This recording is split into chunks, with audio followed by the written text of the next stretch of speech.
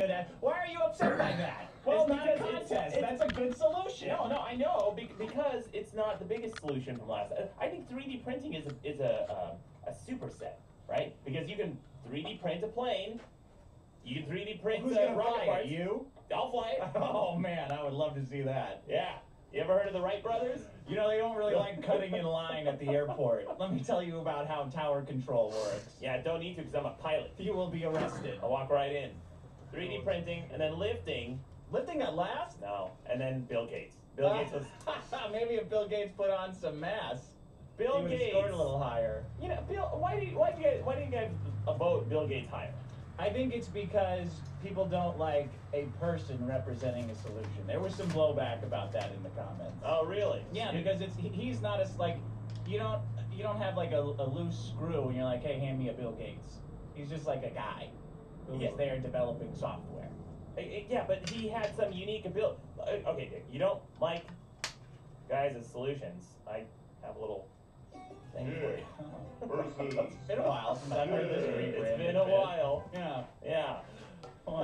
We don't like people as solutions. Well, let's listen back. Let's see. I hate when you bring in a person as a solution.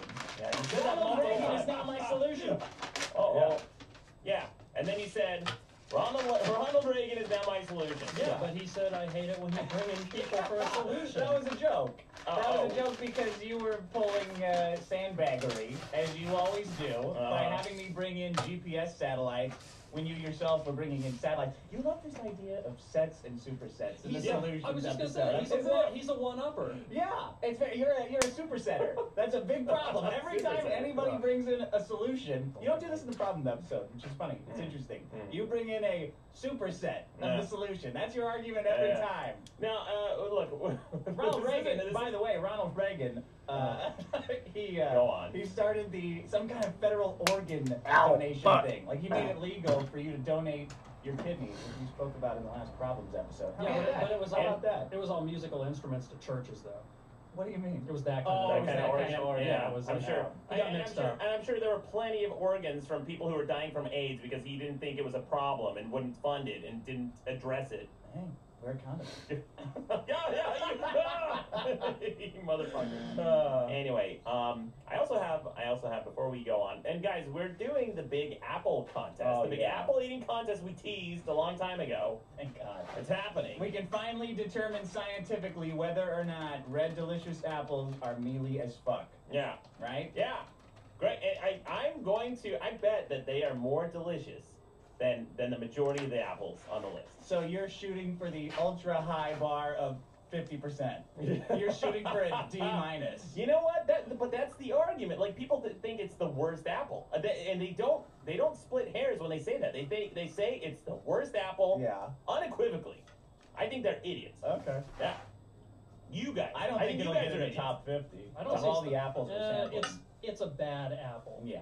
The reputation's not unfounded. I seem to remember a certain person whose name begins with an M saying that he found a couple mealy ones the other day. Yeah. So is that true? Yeah, I did find. Yeah, it was me. I know. I did. You know what? Yeah, you can get a mealy fucking apple. Great. One mealy red delicious does not make the entire batch mealy. Yeah, and one non-mealy red delicious apple doesn't make the whole thing. Oh, you know what? The battle of the pedants. You know what, buddy? I got a boatload of red delicious apples. I can hit you in the face with them. You'll feel, oh, that wasn't mealy at all. You'll get a bruise. I'll be like, what, did you just throw cornmeal at me? Fuck. All this dusty powder all over the place. Dick, last time I got a comment here from Nigel Reason. So you were saying that you don't think that Bill Gates is a solution, or people are solutions, no, I don't think so. Because you say that someone else could have done what they did, someone else could have come along, like Usually NASA. Usually it's a bunch of people working in tandem and somebody happens to beat everyone out. Well, this fan Nigel Reason, what? Yeah. Well, like the Russian space program beat us on pretty much everything except getting a guy to the moon.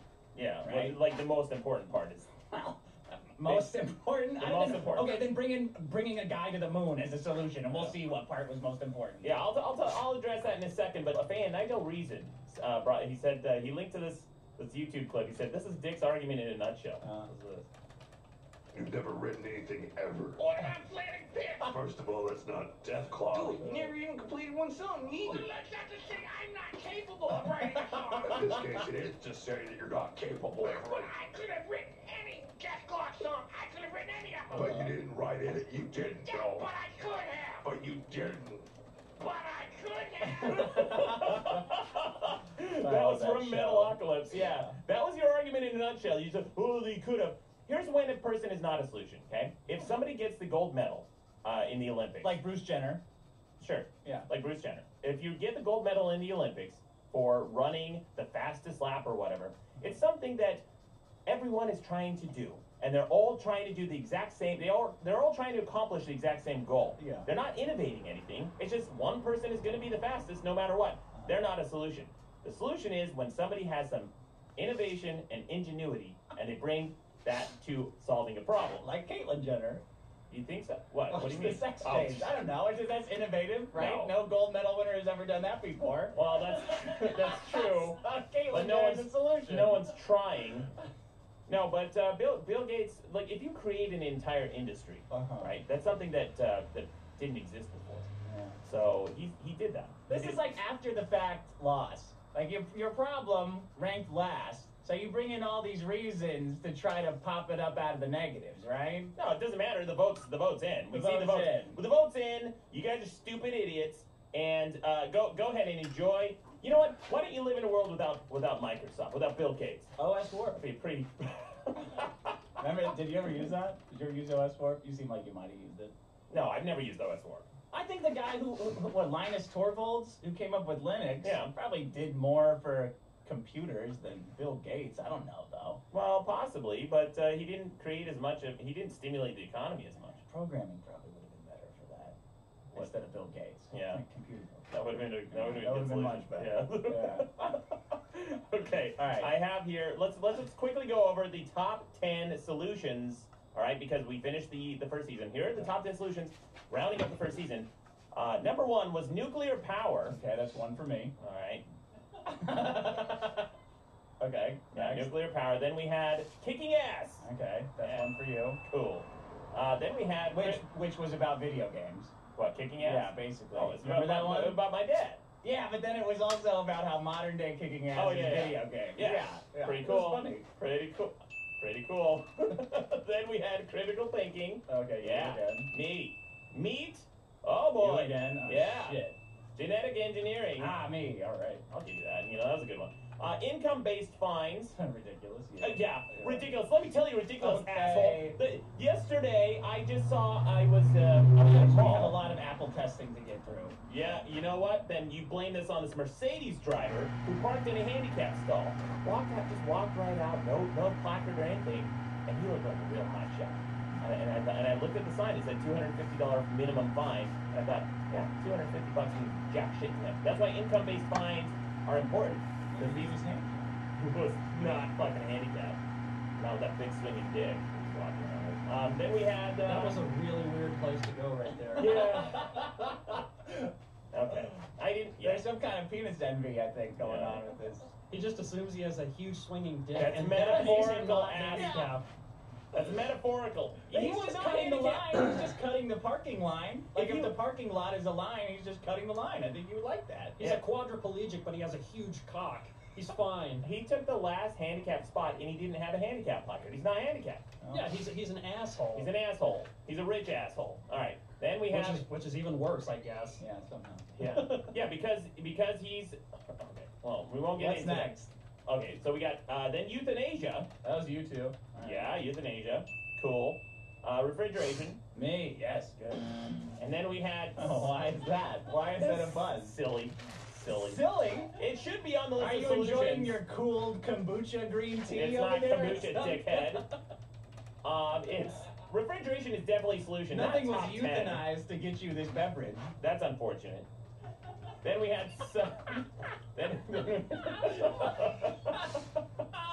What would you buy if it was someone was euthanized to bring you this? What would you buy? Like diamonds are a great item for you because someone was definitely murdered to give Yeah. you that diamond. it means a lot, like right?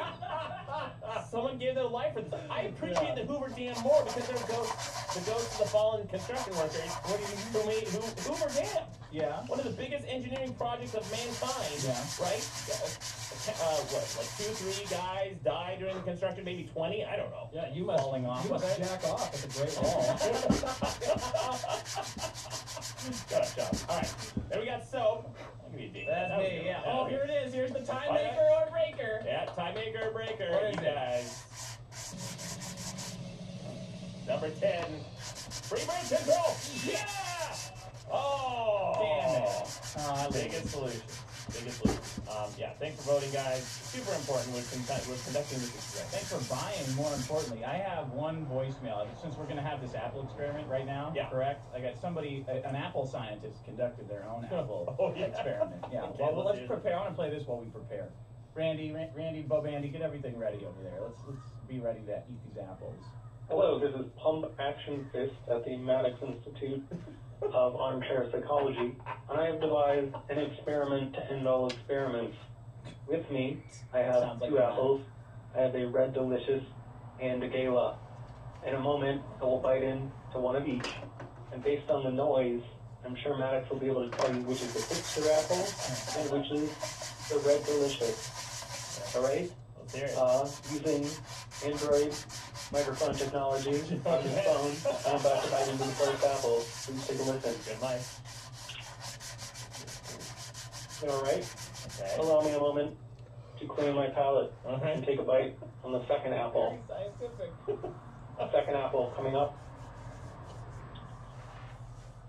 Oh, it's the first You mealy.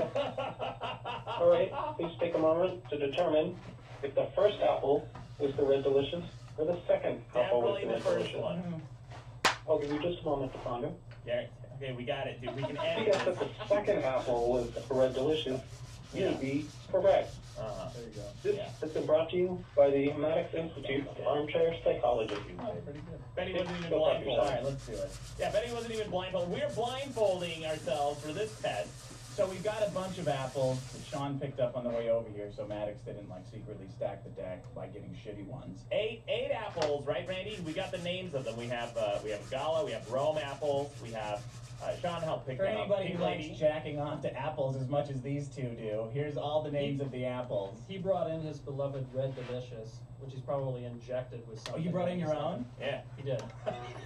I sent that email. I said, I don't trust Sean to know an apple from his I asshole. don't trust you because you might bring in something that looks like a stem stuck in a fucking abalone from your third world bazaars that you buy things Yeah, from. What the fuck are you talking about, third world bazaars? I brought in the Welcome, Christmas. Effendi. This is a prize apple that's the size of a bowling ball. Yeah, it was crisp. It was delicious. You know what? You'll find out in just a second. We're all gonna find out, aren't we? What else did you get, Sean? We have a Granny Smith in there. Yeah, Granny Smith, Pink Lady. Golden Delicious, Yes. Pink Lady, Honey Crisp. I think there's a Gala or Gala, however you want to say it. Gala. There's a Yeah. there's a Get Roma. it? Yeah, I get it. Definitely a Roma. It's, Alright. it's Rome. I thought it was Rome. Oh, How do you pronounce it? It's just spelled like Rome, like the city. is it? I Yeah. thought there was an A at the end. No, R-O-M-E, Rome. Oh, okay. Yeah, And Rome. we cut them into cubes, and now we'll be distributing them and eating them. Right. Correct? We're all eating the same apple at the same time. Okay, and none of us look. We're all This is blindfolded. apple A. Okay. Or we're completely blindfolded. We got we get put our hands out. There we go. Okay. Pretty gross. It's disgusting. That is mealy as fuck. I'm gonna call that right now. I'm gonna call that the Golden Delicious. Golden Oh, delicious. okay. I know which apple that is. All right. I give this a 9 on the mealy as fuck-o-meter. Okay, we're rating this on crispiness. 10 is the crispiest. 1 is the mealiest. Okay. We're just rating them on what we like. That was fucking disgusting. That was disgusting. Okay. I'd rather eat shit than eat that apple. I did. That's severe. Yeah. On crispiness, I would give that. Okay. What would you give it? You know, I'm not going You to don't have to hide your buy it. answers. I'm not You're- copying off of you're- you. Yeah, but there's that psychological effect where you hear someone else's answer and it biases yours. I gave my answer, though. No, but not the number. Oh, Writing down the okay. number, I already yeah. wrote down my number. Okay. All right. We're ready for the next one. Oh, much crispier. Mm-hmm. Mm-hmm. I know what this one is too, suckers. I'm gonna win this. 8 out of 8. 100%. I know what. I'm writing down the names of these too. God, you guys really love apples. Like, I don't even look at the names when I go into the store. I just fill up the bag. Randy, do you know this much about apples? No. I give that a 4 on the mealy as fuck-a-meter. Okay. Fine. You thought that was mealy? Well, it could be better. Yeah, it could be crispier. It was a little soggy. You know, I'm grading these like boobs. Yeah. Similar. You don't want your boobs crispy. I want them a little bit crispy. Yeah, Randy, not Randy too has- crispy. Hide your shit. Randy asked how sandy it is. Let's get apple next C. apple. Randy's Apple doing C. a piss poor job of hiding the apples from us. Oh, You don't want to Randy. see the skin. Oh, that's mealy as fuck as well. That's mealy as fuck, but it's a little bit tastier than apple A. Oh. So, If you like cereal water, yeah, I'm gonna give that an 8 on the mealy as fuck meter. Maybe a 7. are we rating it? I'm rating it on crispiness. I'm just doing the inverse of what you're doing. Okay. All right. You're being positive, I'm being negative. Okay. Oh, you got another one, Randy? You got like some booze so we can clean our palate or something like that? We got water. Yeah. Oh, that is crispy as fuck. Yeah. That is some perky C's. Hmm. Wow, that got really nice. Oh yeah, I'm giving that a 1. Yeah, that's pretty crispy. That's pretty crispy. I'll eat that apple all day, every day. I can eat that.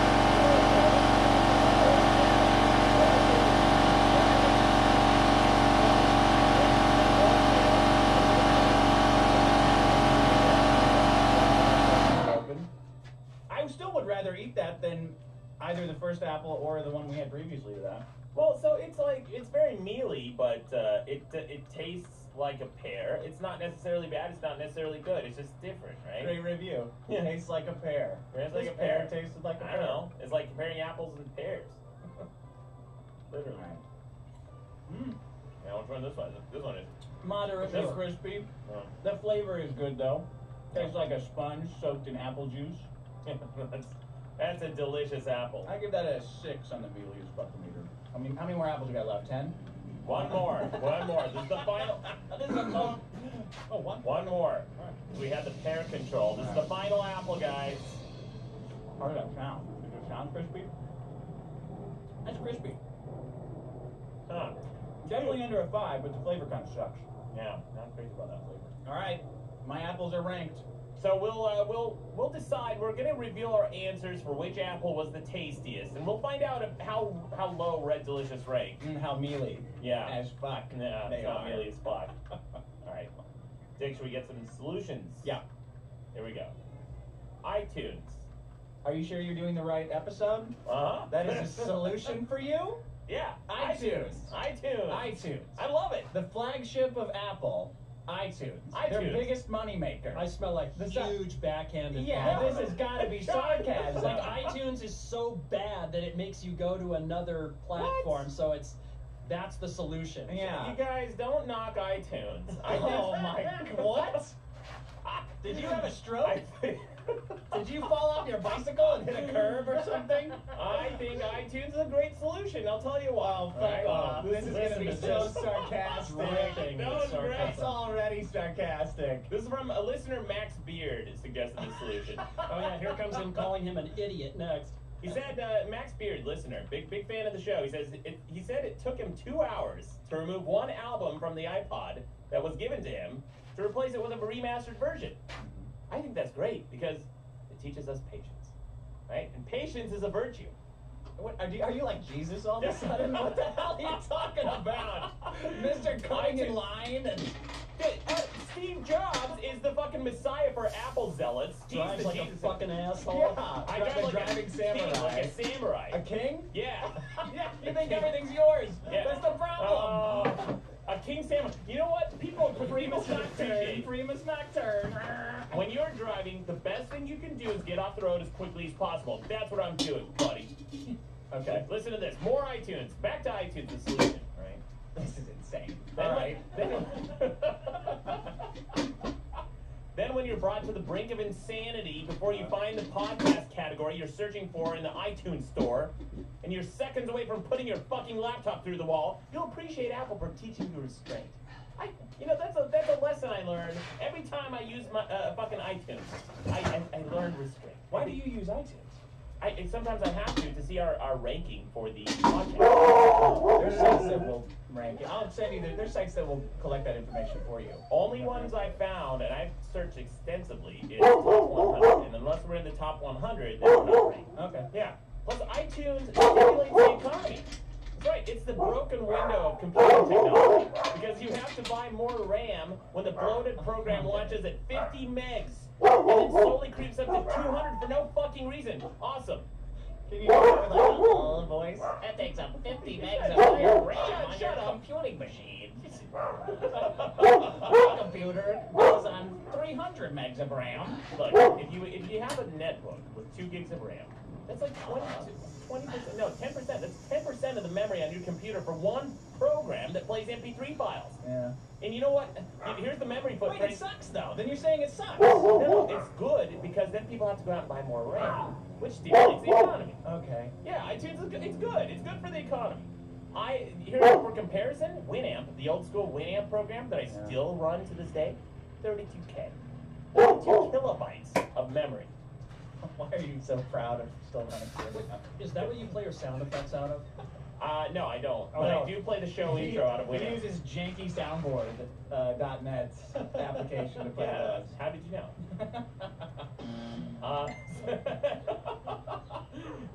Winamp, 32K resident footprint, memory resident footprint. Yeah. Then so iTunes is also great. That is so sexy. Look, iTunes, guys, I like iTunes because it's great. It gives you something to do when you're bored. If you don't use a mobile device to sync music on your computer, then you can hunt through your installed programs for the 6 different services and applications it installs. Try to uninstall them. You're such a fucking nerd.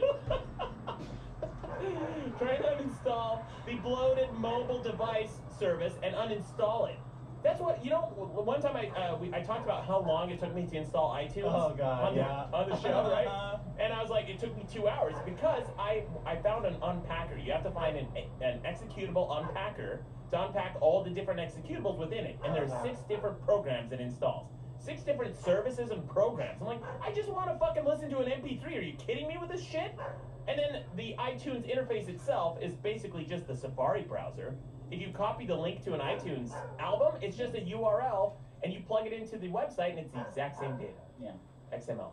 Well, it is a big solution. I know you're being sarcastic, but Yeah, no, it's it is. definitely great for a lot of people. It's got a lot of failings. The design really sucks, but it seems to work out for most of the world who's not as smart as you. Oh, yeah. Yeah, it's great.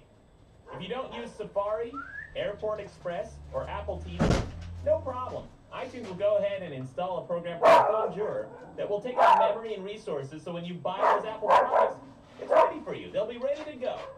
And if you never do, you get more hours of entertainment as you hunt down services for your computer to consume. It's fun, guys. If you're bored next time, why don't you just go through your service registry and find all those fucking little programs that iTunes installs.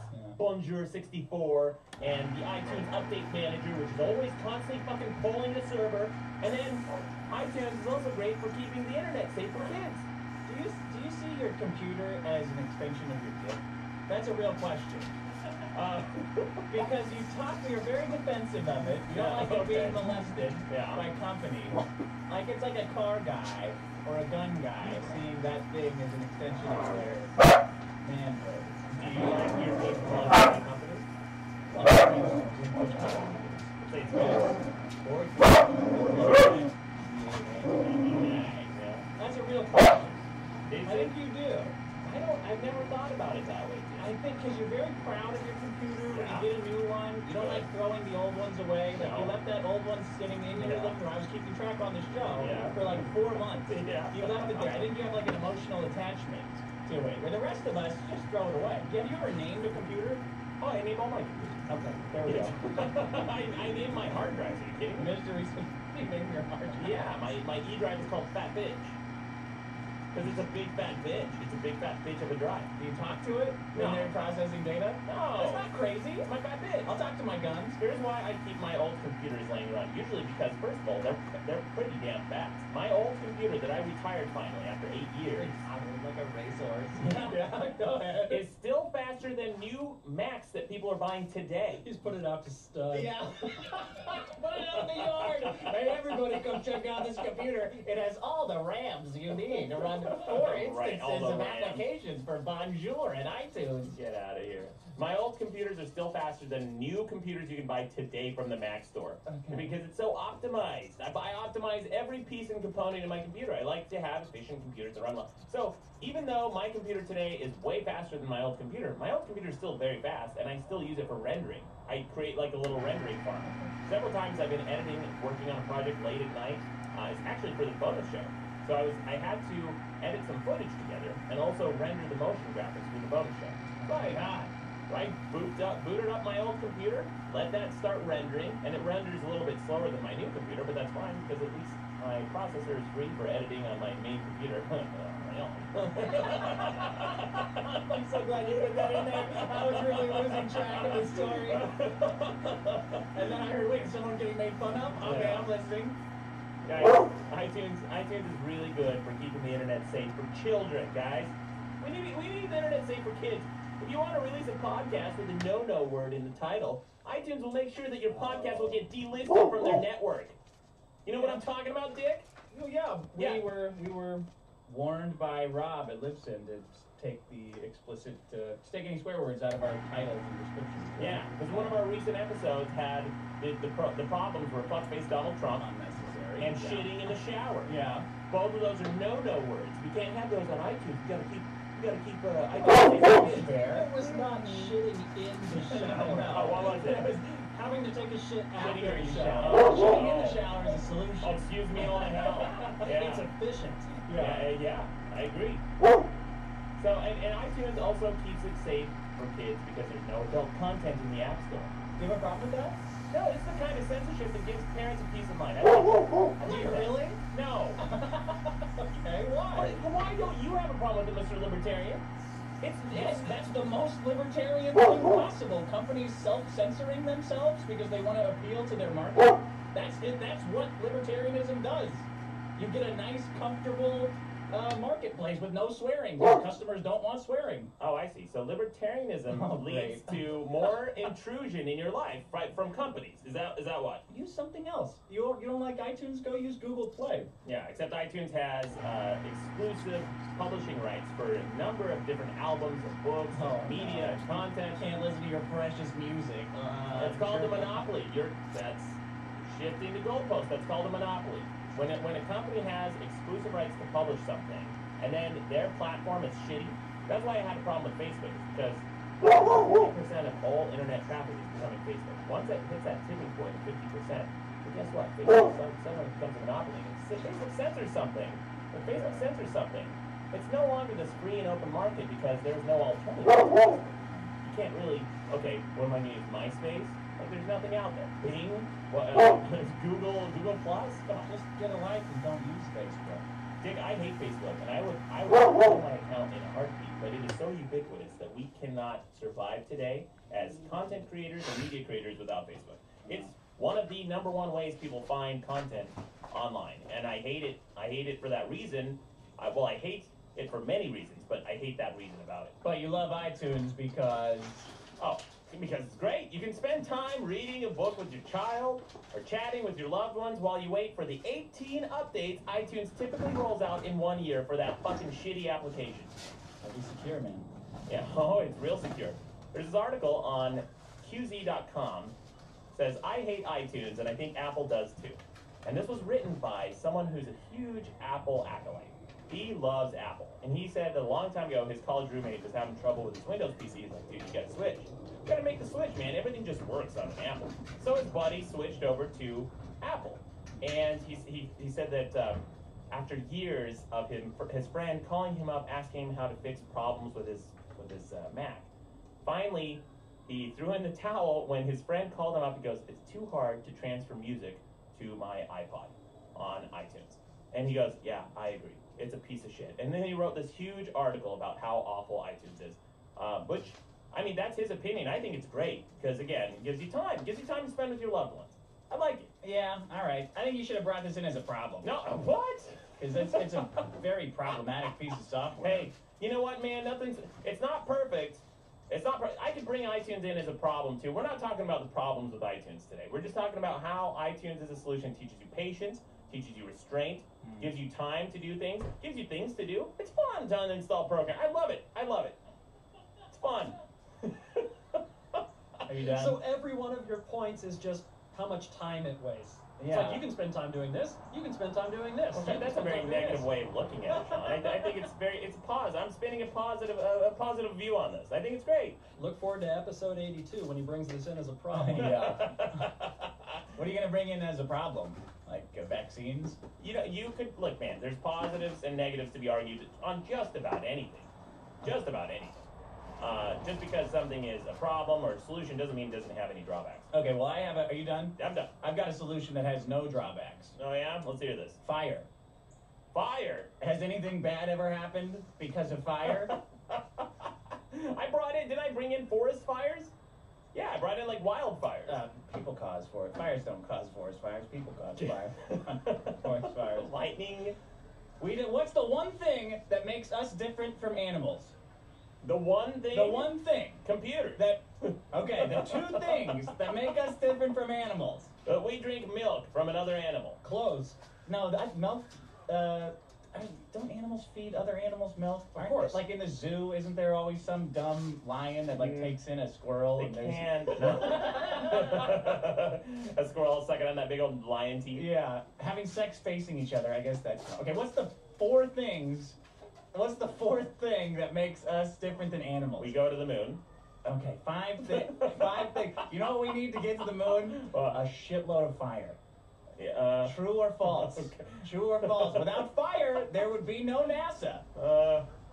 The ability to conceptualize fire. You see, And it's a control super, it. it's a superset. It's a superset of all your stupid problems, except maybe iTunes. iTunes and fire, the perfect combo. Yeah, well, I'll give you that. I'll give you that. You should definitely burn iTunes, and then it gets you warm. Yeah. So this was saying that we, as early as 1.6 million years ago, we discovered fire. It's a long time ago. Yeah, there's that some sounds like kind an of estimate. controversy. Well, no, they found like fire pits from that long ago. It's certainly an estimate. Yeah. Maybe they're off by a couple of years. They didn't give the date that the Yeah. fire happened 1.6 million years I mean, ago. I don't know, where were they looking? At Black Rock Desert and Burning Man? I'm sure they're finding fire pits out there all over the I place. imagine it was Africa. But- I don't bunch think of it was hippies? Burning Man. Bunch of African hippies, maybe? How do they here- know lions didn't start those fires?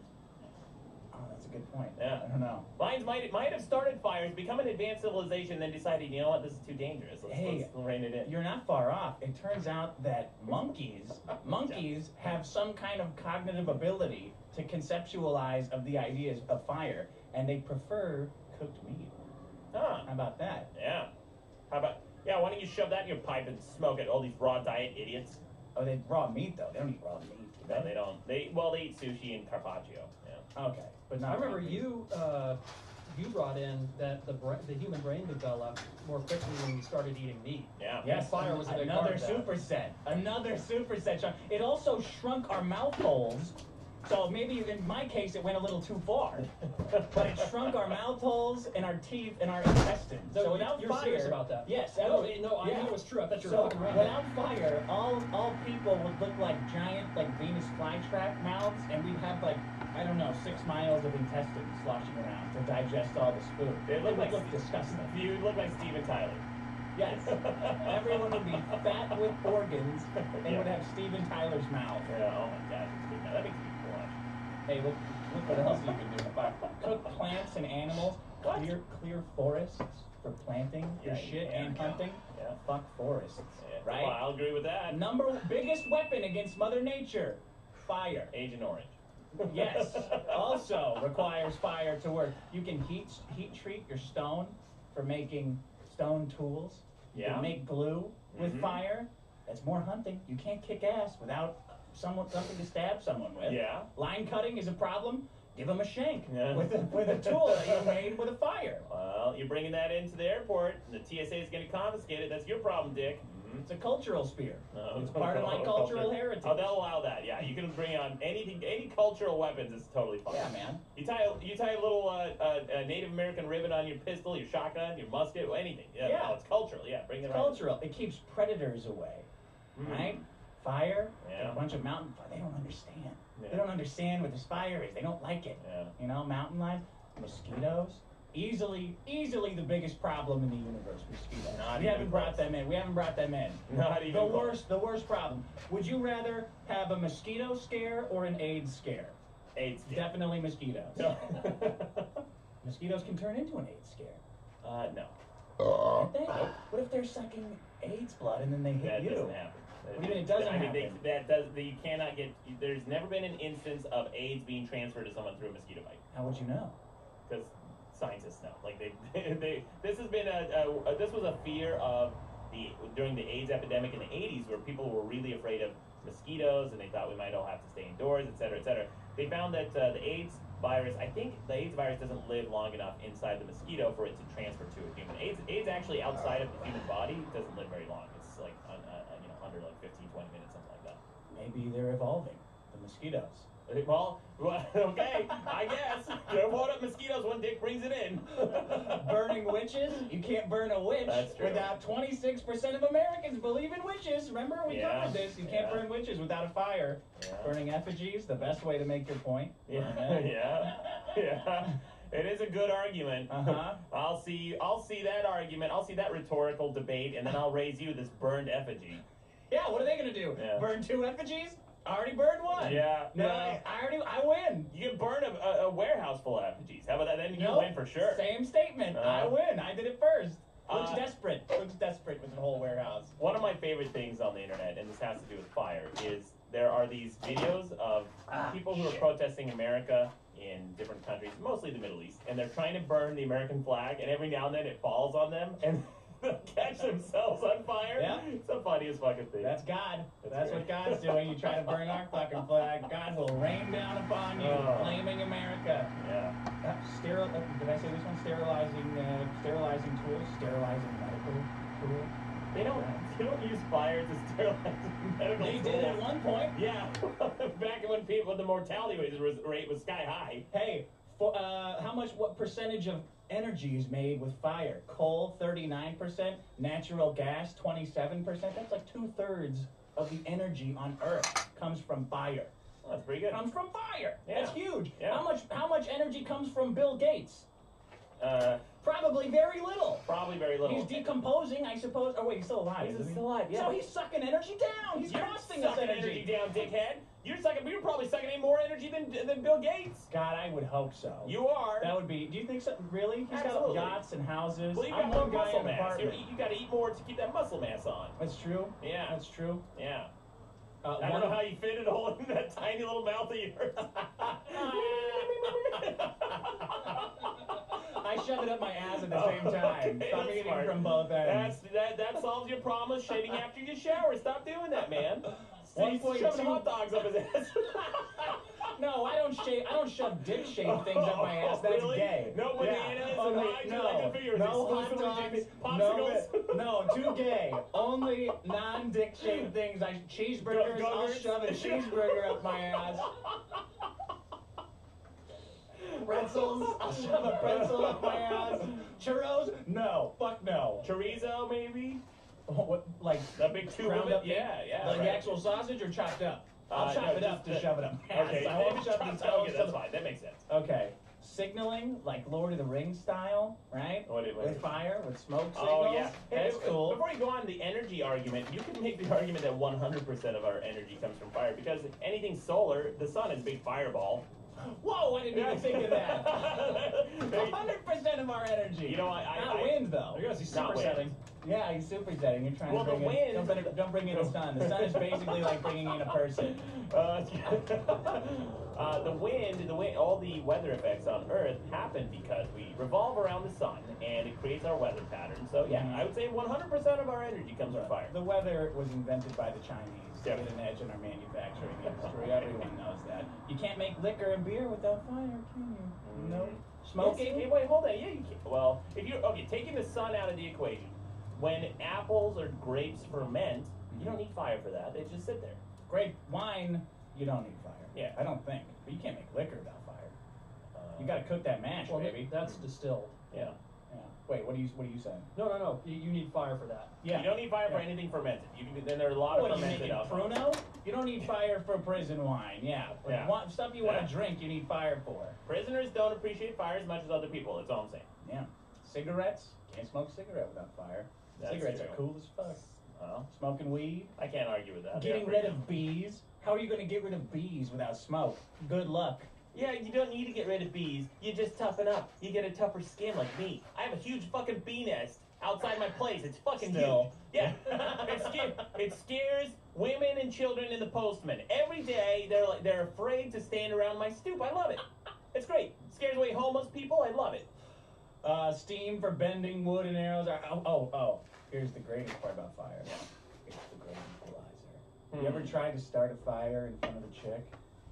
Yes. Oh, that's the most terrifying thing in the Yeah. world. Oh, That's the man. most terrifying thing in the world to do. I Well- would rather be in Chicago in the middle of winter and have a chick look at my dick for the first time than try to start a fire in front of her and fuck it up. You know what I'm saying? I got something that scares me even more to do in front of a chick. Is change a tire. Well, it used to. I'm really good at changing a tire.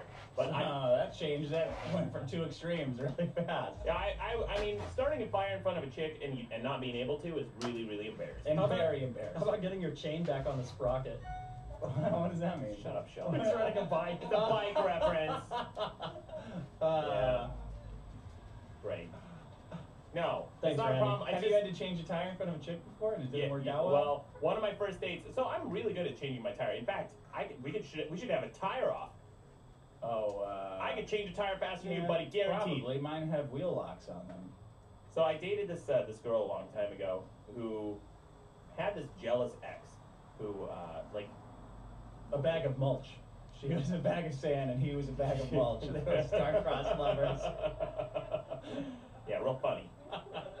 Okay. This girl's ex was like really jealous of her and like kind of stalked her and hung out like Anyway, one night I was at her place pretty late, 3, 4 in the morning, and I thought, I'm done, I'm gonna go.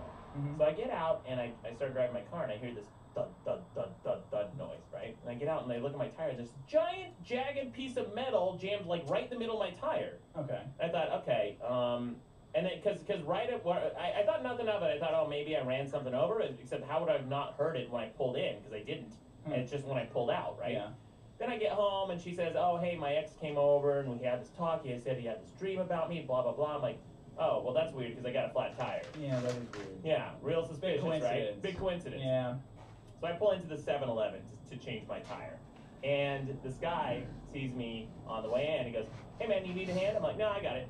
He goes in, buys like a Pepsi, comes out, tires changed. He goes, that's the fastest I've ever seen a tire change. I'm like, yeah, I know. Really good at it. I learned from my dad. My dad changed tires. With his bare hands, I'm guessing. Oh, yeah, he doesn't use it. Yeah. So that's for chumps. He pisses on a t-shirt, so it's stiffen it up and then unscrews it with his bare hands. Yeah, anyway, we could have a tire off. I haven't changed a tire in a long time. I got run flats. I can't change a tire. I got no spares. Oh. I mean, I could change one, but I can't change we'll change the tires on your car. Next That'll be contest. fun. Yeah. Tire change up. All right, I'm blacksmithing. You like that? I thought you were going to lead with blacksmithing because that's the manliest occupation. No, I love Either that or lumberjack. All right, your turn. That sounds like when you like jerk off a piece of oak or something. Lumberjack. Yeah, lumberjack. Yeah, I do every time I jerk off, buddy. I got a real redwood between my legs. All right. You want to go for a third one? You want to press your luck? What? Some real lumber. It's a real mill. Should probably lay off of it. It wouldn't be so red. Real funny. Every chick I make, I say, here comes the wood for the lumber mill, baby. Oh, their vagina Their is the vagina's lumber the lumber mill. mill, yeah. Yeah, put wood in there. All right. Grind off these spurs. Oh man, the ladies! I bet the poor ladies listening to the show right now, their fingers must be tired from all the diddling they're doing at these descriptions. And there went the last two. Well, those two Australian chicks who wanted to bang you are probably still listening. You have a lot of dynamite dropping. I hope so. I didn't know this was gonna be a romantic episode. Well, let's lose the rest of the ladies, guys. 'Cause my biggest solution, my next one is computer programming. Yeah, computer programming. What a great solution. Okay. Yeah, listen to this, guys. Programming, no joke though, but programming is the backbone of the 21st century. Everything we use today requires programming. Would you call it a superset? Yeah, man. Yeah, look, I have brought in problems and solutions that were subsets of other problems and solutions. Right. The reason is because somebody who's curious, like a researcher or an observer, a scientist, saying, hey, I wonder what the biggest problem is in the universe. They look at our list and they see, boom, right at top, you see the biggest solution is, me. Nuclear power. No, it's me. Me, I am the biggest solution. And then you see the biggest problem, anti-vaxxers, whatever. But he goes, well, I wonder what's a bigger problem between salt and pepper. Well, you got to have both on the list, but they're both subsets of spices or herbs or whatever, or seasoning. Anyway. Well, the superset often brings in its own complications. Yeah. Right? Because the subset of people is murderers. Yeah. Yeah, big problem. All right. So, programming. Everything we use today requires programming. You're listening to this podcast in MP3 format. Unless you paid for a burned CD or cassette tape, which we offer that service. We should do that. Self-addressed stamp. Yeah. Envelope, yeah. We'll just... Brian, do you want to handle that? You want to handle pressing some LPs of the bonus episodes? Yeah, we'll send out some CDs. $17.99. Yeah. I get a lot of letters, handwritten letters from people saying, I don't know what a podcast is. Even then, a CD requires programming. You can't even press a CD without some programming. The software to do it, right? Your phone is filled with apps that were coded by someone. The MP3 is encoded using a program. The player you're listening to on this podcast with is a program. Your computer, the internet, Facebook, almost everything digital requires programming. Everything. I mean, just think of the full implications of everything we use today. Then I thought, even things that are not remotely related to computer programming, like apples, rely on programming to get to you. Right? Every apple sold to you in a large grocery store is inventoried and indexed in a database somewhere. You can't pay for things without a computer program doing its job to ring you up. You wouldn't have my website or this podcast without programming. Programming is the backbone of just about everything. Even us ourselves might just be programs running into the computer. Oh, well, there's those there are those physicists and kind of like New Age. They think they're trying to prove. I don't know. They're trying to prove if the universe is a hologram. Well, I think that, yeah, okay. Well, that's a little bit more nuanced than if the world is quote unquote fake. I think proving the universe is a hologram. Like if the data of the universe can be represented hologramically. I don't have enough knowledge to speak on that, but it's not specifically if it's like a big fake hologram. Yeah, it's a pretty nuanced philosophical and physical argument they're making. But anyway, this is from The Guardian. There's an article that says why kids should be taught to code. And it says, instead of educating children about the most revolutionary technology of their young lifetimes, we have focused on training them to use obsolescent software products. That in a nutshell, is my computer upbringing in school, in high school and elementary school and junior high. They always taught us how to use specific programs. I remember my teacher telling me, we had to spend a week memorizing shortcuts in WordPerfect. Anyone listening right now remember WordPerfect? Probably not. WordPerfect was the go-to office suite before Microsoft Office. And everyone was taught to kind of memorize these shortcuts. You really need to know this, we're tested on it. And I didn't take that shit seriously. I wrote this one of our assignments was to write a resume for a made-up job, an imaginary job. So I wrote, mine was for a cow slaughter. I said I had a lot of experience, slitting throats and skinning animals and things that would be relevant to a cow slaughter. Today you'd get the police called on you for that shit, and you should. know, though. In Utah, though, that can't be that weird. Right? And so Yeah. I cited source and everything. Dick, that is the only time in my life I've ever gotten an F in any class. Any class. My teacher hated me. It was also frustrating for me in that class because at that time, I felt like I could have programmed an app better than WordPerfect than the one I was using. I was a really proficient programmer back when I was like 16, 17 years old in Utah. My programming teacher was teaching us how to do Hello World applications and things in class, which, for those who aren't programmers, a Hello World application is the most simple program you could write. It's basically getting the computer to print the words Hello World, right? Yeah. The most basic application. It's something that it's just kind of an exercise you do to learn any new language. She was teaching us that kind of stuff. I was in the back of the room programming a video game and making star fields on an 8086 computer. This is a monochrome. This is those like green, black and green computers you see in old timey 70s movies and stuff. Yeah. Did you get into the mainframe at all with your video game? I did get kicked out of high school and banned from touching a computer. Kicked out of high school? No, suspended. Suspended? I got Wow. suspended and I got banned from ever touching a computer again For in what? high school. How long was your suspension? It was for 3-4 days. Was it racially motivated?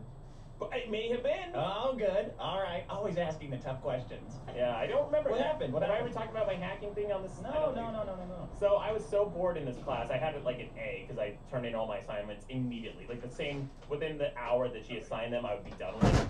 So I was bored, so I started to create a login screen that was exactly like our normal login screen for class. Yeah. Except for the login prompt, when you typed in your password, it still showed up asterisks, right? Except it was running on my computer, and it would log that password into my directory and then reboot the computer. So straight up malicious hacker. Straight up malicious. It's 100% malicious. Well, what am I gonna? I mean, it's malicious. The only point of it is to get around security measures. No, I just harvested passwords. But what would be malicious is if I use those passwords for anything. Like the worst thing I could possibly do in that with those passwords, and as far as gain goes, is give me a better grade. But I already had. No, an A you in can the take their class. passwords and log into their bank accounts because everybody uses the same password. Oh, this was like back in 1996, so like no one was doing online banking or any of that shit. So and it was all stupid passwords anyway. Like 1111 is stupid. Fuck, that's my password. So I over the course of the semester, I got everyone's password, including my teachers. And I was just bored. I was just bored with it. So then someone saw me doing it one day and narked on me. Yeah. Because I was planning on turning in this program for extra credit at the end of the school year. I really was, yeah. They'll just reward me for how smart your I am. idea of how the world works is very deranged, Yeah. even at a young Any funny age. passwords? Any funny passwords? Yeah, Like, they're I'm like- secretly gay. What? Like, I'm secretly gay. Secretly gay. Don't tell People anybody. have confessions as a passwords. No, there were a lot of like boyfriends and girlfriend names in there. So the girls put their boyfriends. That could be juicy. Yeah. If it's not their husband. Oh, well, Yeah. I don't think anyone. Well, this was Utah, so a few of them may have been married at this age. But Yeah. So anyway, I got called down to the office one day, and I saw my good buddy of mine, who was my programming partner for a lot of things. We created some demos and things like that. Uh-huh. And demos, for those who don't know, is kind of like a tech demo that you would create to push the limits of your computer. Super nerd stuff. Yeah. So we created some demos and stuff. I was walking down to the office because they called me down there, and then I saw him walking down in front of me. I'm like, oh shit, they're on it. Yeah, because he's like the only other person in class who really knew about that stuff. And I could have let him take some of the fall because they thought he was the bad guy. Like everybody loved me in high school. The teachers loved me. They thought I was a really good student. I was very friendly, and because I was, and they thought he was putting me up. What to happened? Shut up. So they immediately started blaming him, and they said he's denying everything. I said, well, it's not his fault. It's fine. I took responsibility. And then they said, you signed a form at the beginning of the school year saying that you wouldn't hack or subvert our security measures. I said, no, I didn't. They said, yes, you did. We have it in our filing cabinet. I said, no, you don't. And they said, do you want us to pull it out right now? I said, well, you can't because it's in my backpack. And they're like, what are you talking about? I said, I never turned that form in. And they were pissed. What, is that the smoking gun? You didn't sign a form saying I won't breach your data security Well, 'cause network? I knew I would. Okay, why?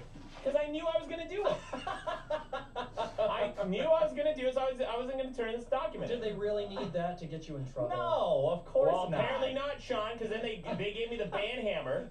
They said I couldn't touch another computer in the school year, even to do my homework. Good. Yeah. So then I They transferred. probably should have given you a warning Yeah, I before should. banning you completely. Right, I was a good kid. Come on. So then. Opposite of good. What? You're only using the computer to do bad things. Do you still think that that was not a bad thing? What? What you did? No, because I didn't do anything malicious. Okay. Malicious, like there's black hat hacking and white hat hacking. White hackers do it just for the challenge and for the fun. Black hat do it for profit and to hurt. I wasn't doing either. There's a big area called the gray area, which you are firmly in this instance. How so? Because it's a huge security vulnerability. Having everyone's password on your personal computer, you don't want that. Nobody wants that. I mean, it was on their server, so if those passwords were saved, I'm sure unencrypted on that server anyway. In fact, I did find a DAT file that had all the passwords in it. Stupid. The whole thing. Right. Get out of here. The only thing I did hacking related back in the day was I logged in. It was the BBS days, where it's getting super geeky, but bulletin board systems were the internet before the internet. You kind of had to dial up to a certain person who was running a program on their computer. You would connect to it and then be able to interface with it kind of like one at a time. It was like the internet, but 1% at a time. And you could download porn. Yes, and it took forever. It did. I created a war dialer. This is another thing, people don't know what it is. Is this also not bad? Something called a war dialer? Would you classify this as also not malicious? This is like a nuisance. It's annoying. It's annoying for sure. A war dialer I created a list of every possible phone number in my area code, in my region. Then I created a program to dial each of those phone numbers. And all I had that program do is listen for 3 seconds for the dial tone to pick up. If it picked up with a modem, then I logged that phone number and I created a list of modems that connected. And then I did the range of phone numbers for my high school, my local high school, and I found a bunch of phone numbers that connected. And I called them back with my modem software, and I logged in, and I found out that some of them were for the sprinkler system of the school. Okay. Why would this be bad? Well, so then I logged in, and I like this. So then I logged in, and I tried to change the schedule for the sprinkler system to run during the football games. I thought that would be hilarious. So jealous. Right? Revenge of the Nerds. This might literally be in one of the Revenge of the Nerds sequels. We're gonna ruin the boys' football game by getting them soaking wet. Yeah, I can't believe I'm telling this. Yeah. You know, whatever. Yeah, I thought it was hilarious. I thought it'd be fun to have the sprinkler system. Except I didn't know the schedule of the football games, and I couldn't look it up. And then it was like near the end of the school year. Stymied by nerdiness. Yeah. Didn't even know that football games are on Friday night. It's probably posted somewhere at There's school. always on Friday night. Yeah, That's I didn't always know. when the fucking football games are. Never been to a football game, so. Well, it was a range of when they might be. Well, it might be Wednesday at 3 in the afternoon. Well, I did change it to when I thought the practices were held, and then I forgot about it and never checked it to see if I never went out to the field to see if the sprinklers came on during that, because I was in class learning. I was in commercial arts at that time. You know, it does bug me that like some computer skills are not taught in class, like in prison, as I like to call it. The idea that every kid needs to learn precisely comparable amounts of like math and reading and science, like really, they need to learn an hour of each in blocks. You can't find any place to put computer programming in there or logic, just like for a month. Right. Like none of those subjects can suffer. We need the exact same amount in all of them. Why do I find that a little bit hard to believe? Yeah, it's so important. It's people still don't value computer programming enough. It should be one of the, if not the most important thing that we are taught. Probably right after math. Math is the #1 most important subject. Then computers and computer science, and then science. I think in that order. And then literature. I mean, it's all important. Being able to be literate and communicate well. But I don't want to come off like we're saying nerds should not be bullied and punished. That should absolutely remain deserved, because they're trying to fuck up football games by hacking sprinkler systems. This is so much fun. I found some really interesting stuff with my war dialer too. Like what? Oh man, I found Nudie pictures in punctuation marks? Like ASCII drawings of naked ladies? There were a lot of those. I found some hidden BBSs. I found a lot of banks. Banks have a lot of back end. Don't ever connect to your devices at Maddox's studio, by the way. Who knows what's getting logged over here? Yeah, everything's logged, buddy. I analyze access logs like crazy. That's one of the reasons my website persists and exists is because I used to analyze my access logs so much. I just look at numbers and I look to see where people are coming from and all sorts of stuff like that. All right. Here's the problem with thinking about computing as a skill that you need to learn. Right? This is from the Guardian. It says, we made the mistake of thinking that learning about computing is like learning to drive a car. And since a knowledge of internal combustion technology is not essential for becoming a proficient driver, it followed that an understanding of how computers work was not important for our children. Man, I cannot stress how important it is. Here's a quote, too. You'll like this one, Dick. Everybody in this country should learn how to program a computer because it teaches you how to think. That's a Steve Jobs quote. Yeah, well, he's trying to sell computers. Yeah. Oh, okay. Oh, it's cynical. Maya Angelou didn't say it. Cynical. Right? She's trying to sell books. Or yes. poems, whatever. Yeah. I will say this, too. This is when I learned how to program for real. You know, for years I thought I knew how to program. When I was 16 years old, I taught myself a lot of the programming that I knew back then, which was programming language I used is called Pascal, and I used C++ and C and all these things in assembly. I used to do a little bit in assembly, too. Assembly is like really old school. It's almost like it's the next step above machine code. It's the way you can write the most optimized code for a computer. I know that means nothing to anyone listening, but whatever. Anyway, Showing off. You're What? showing off how much you know about these computer languages. yeah. So I didn't really feel like I thought I knew how to program with all this stuff, right? But I didn't really learn how to program until I took a class in college called discrete mathematics. And I highly recommend anyone wanting to learn how to program, take a class in discrete mathematics. And we didn't even touch a computer throughout the entire semester. That's where I learned how to program. Because programming is all logic. You have to learn the logic tables, you have to learn the logic gates, you have to learn why things happen and if-then statements. Everything comes down to programming. It's the way you think. It really helps, I think, with critical thinking. It can help with mathematics. It can help your whole entire life. It makes you think more logically, in a more logically rigorous and structured way. That's right. Also, maybe throw in some deadlifting. Right? Okay, it's time for the last solution. Yeah. Cup holders. Cup holders. Great. Cup holders. Is a huge ass solution. I got 2 of them on me. You have 2 cup holders? Yeah, right here, my hand. Your my hand. lefty and righty. That's not enough cup holders. I have 2 cup holders in my car, constantly in need of more cup holders. Why?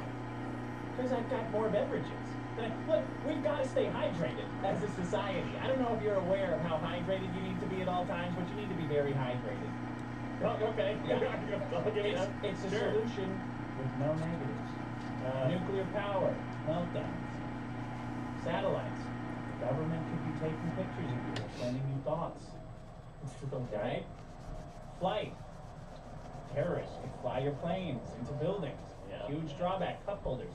Absolutely no drawback. They take up space in your car that you might not want for putting a cup in. I don't know, maybe gadgets, electronics, things you program. Computers, yeah. You put your phone right in that cup holder, man. Yeah, it's always multi-purpose. Jingles around, and they're never the right size. Cup holders are awful. Cup you can't holders fit are anything. great. Oh man, and then the cup holders are so bad too, because if you put your cup in there, especially if you get a cold drink in a hot summer day, like an iced Americano, you put that right in your cup holder, right? And it just sweats and perspires, and then you get this puddle of sick, disgusting, moldy water in your cup holder. You can't ever clean out. It just sits there. It gets sticky and shit. And look, and every single Condensation cup is just holder, water. It doesn't get moldy. It's sticky. Well, it sits there. Bacteria grows. I don't know. Maybe paper towels is another good solution that you should invest in. Yeah, maybe I'll bring it in. Did you know that cup holders were not always found ubiquitously on cars? How about that? This is only a recent thing. In the 50s, there were no cup holders ever.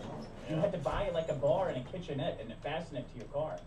I remember in the 80s, my parents bought a minivan, and they thought the cup holders were the best thing, man. And they would always go to this place called Pick and Save, and they sold these little hanging cup holders for your window. They were like these little I remember plastic, those. Yeah, They're great. We had so many of those, and I think I prefer that because then you can get rid of it when you don't want it. Look, what other solution is there where people will go that far out of their way to get? to I pick won't and even save? get a flu shot, but I will go buy a cup holder if I need one. Why won't you get a flu shot?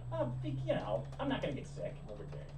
Like I gotta go to the store, and then I gotta have a sore arm while I'm at the gym doing my deadlifting. Come on, it's for old people. I don't need a flu shot. You had a cup holder hanging off your piano. I did. That's how invested I am. I had a cup holder hanging off my piano because I need a cup holder. What, am I spilling beer all over the place? It's embarrassing. I made a cup. The first thing I did when I got to Burning Man is make a cup holder for my bike. Then I made one for my pants. It is the first. If society was annihilated, and we had to start over, that's what I would do. I would invent fire first. Right. Then I would invent making liquor. Okay. And then I would invent cup holders. And that's it. That's all I would do. That's what society would be. Bunch of drunk monkeys running around. It's a huge solution. It's a solution to a small problem, and that problem is not that big. Maddox, you need to have your hands free. Hands full, that's a big problem. Yeah. I need a cup holder to hold that. Otherwise, you're gonna have people driving around with one hand. Do you know how dangerous that would be? Sometimes I put a drink in my lap. This is you we're talking about. Not everyone has this. People are going to be spilling hot coffee on their penises and burning themselves and then crashing into other cars and pedestrians. It will look like we're driving around in China out there. Are you kidding? We need cup holders. They're very important. Yeah. People use them every day. Okay. I got a stats for that. I actually found that. Okay. I got a couple. 39% of us will try out the cup holder in the shop for a new car. 27% of us will completely reject a car because the cup holders are not satisfactory. That's stupid. And first of all, 39% are testing the cup holder when they test drive a car. You don't? You No, wouldn't? because I know that gravity works the way it should, and I know if I put a thing down in a thing, it's just gonna stay there because that's a fucking physics. It just does. You know what? I challenge you to not use your cup holder for a month then. I have my cup holder right now. It's filled with gum and bullshit. It's like my garage clicker. Yeah, I have gum. What do you mean gum? Just a bunch of gum for making out. Chewed gum? No, or unchewed gum. Yeah. Okay. I keep my gum in there. And I put my cell phone in there. It's never full. It's never empty enough to put a cup in. It's like these round holes that I wish was square. I just wish it was cup square. holder. I just want a square thing that I get like a toolbox. Give me a fucking toolbox right in the middle of my console. Done. Listen, you empty that gum and jacks and magnets and whatever else you keep in your cup holder out. You fill that cup holder with cement for 1 month. I think your life will be noticeably worse without that cup holder. Yeah, I agree, but again, it's not because it's not because it's a cup holder. It's because I don't have a place to put all my gum. That's just the name of it. You can use it for whatever you want, but it is called a cup holder. It's round. It's inconvenient. Do you put square things in round cups all the time? What? Ice cubes. Yeah, you know what though? Ice is kind of a box, and it comes out of an ice box, but of boxes. Let's see. Oh, here's how stupid people are. Yeah. In 1989, the U.S. News and World Report was still calling cup holders crannies for drinking cups an unnecessary future frill. Can you imagine that? How stupid we were in 1989? That's ridiculous. A future frill? It is one of the most basic necessities of driving is a cup holder. Hey man, drink before you fucking drive. I've been saying that for years. There's a fucking quote for you. Yeah, just I don't know. Here's a better solution. Bottle caps for the bottle that you bring, and then you just set it on the seat or you throw it on the ground, and it doesn't fucking matter. You just throw it on the ground. Yeah. A cup I'm drinking out of. You get a passenger, and then you have your passenger hold your fucking drink. Oh, please. How's that for a cup holder? When in the universe is that happening? A passenger helping you hold your drink? All the time with me, buddy. Then they're gonna drink your drink. That better They're not. gonna spill all over the place, jiggling them around, trying to use their phone with their nose. Well, then they're gonna have a problem of trying to get home because they're not riding with me. You spill a drink in my car, you're walking. All right, that's my solution. Let's figure out what happened with these apples. Hey, how about that lady who spilled the coffee on herself? Remember that McDonald's lady?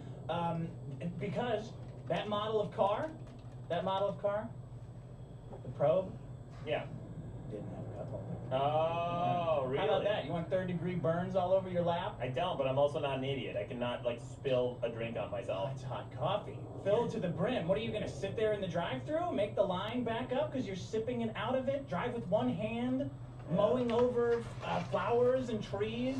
The world you're proposing is sick. You know, the problem is McDonald's for making that fucking coffee too hot. And I looked up the details of this case. Wait, isn't she a slip and fall person? No, she's not. No, she got huge, horribly She got seriously burned. I thought she got busted for something else later. That might have happened, but I don't know. Maybe, but that's like irrelevant. For, fraud. Right, but that's irrelevant. She got busted for hacking into the passwords at her son's high school. Right. Yeah, and then not doing anything is totally innocuous. Still illegal. Victimless. Why is it illegal? I just gave this girl a bunch of Rufinol. I didn't do anything. I just wanted her to have a good time. I didn't log into anyone's accounts. I didn't give a shit. Like, oh, what am I gonna do? Log in and get their shitty homework assignments that aren't even as good as mine? What am I gonna do with their passwords? It's a fucking extra credit assignment. Let the kid off the hook. I just broke into this car to see if I could do it. No big deal. Yeah, if you shut the door, you lock it up, no one knows any better. Great, fine. What difference does it make? You know who did this? Charles Manson's followers. Who break into houses and creep around just to show that they could do it. That's And cool. they leave That's and cool. lock it up. Yeah. Not really. Okay, whatever. That's a little creepy because it's invasive. But I'm not like breaking. That's what you're talking about. No, that's a bad analogy. The That's more definitely accurate, not. a more Hilarious. accurate analogy is if I created keys that worked for their house, right? Perfect replicas of their keys, and then didn't use them. That's a better analogy. Yeah, why not? You need to go to jail. You need to go straight to jail. Why? If I have a key to someone's car and I never use it, or if I have a key to someone's house, because I have if keys. you had a key to someone's house, Yeah. like a stranger's house, I do right now. They like a stranger. Yeah. Well, no. Not someone who knows you or has trusted you. This is just somebody. It's someone who lived in an apartment who gave me a key to their apartment, and they moved out. So now a stranger lives there, and I still have a key to their apartment. Yeah, but you didn't go out of your way to get it. Like if you just went out of your way to get a key to someone's place, they'd have a good cause for assaulting you. I think that's a huge invasion of privacy. Well, that's illegal. Assault is illegal. Oh, is what you're. All right, let's get to the apple. Having a key is not illegal, buddy. Freedom of information. Freedom of speech. Free speech. Just making a key. Making a key. Can we please do the apple I can make test? whatever key I want. Yeah, let's get to this. Let's get to this fucking apple test, because I'm gonna shoot you shitheads down. All right, the best apples, guys.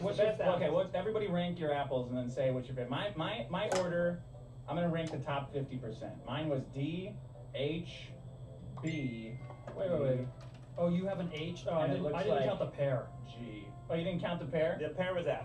Well, we don't know it was a pear. That's just conjecture on your part, quite frankly. Okay, so after the pear, we had 2. Yeah. You Okay. deleted the pear. Yeah, I did. You guys.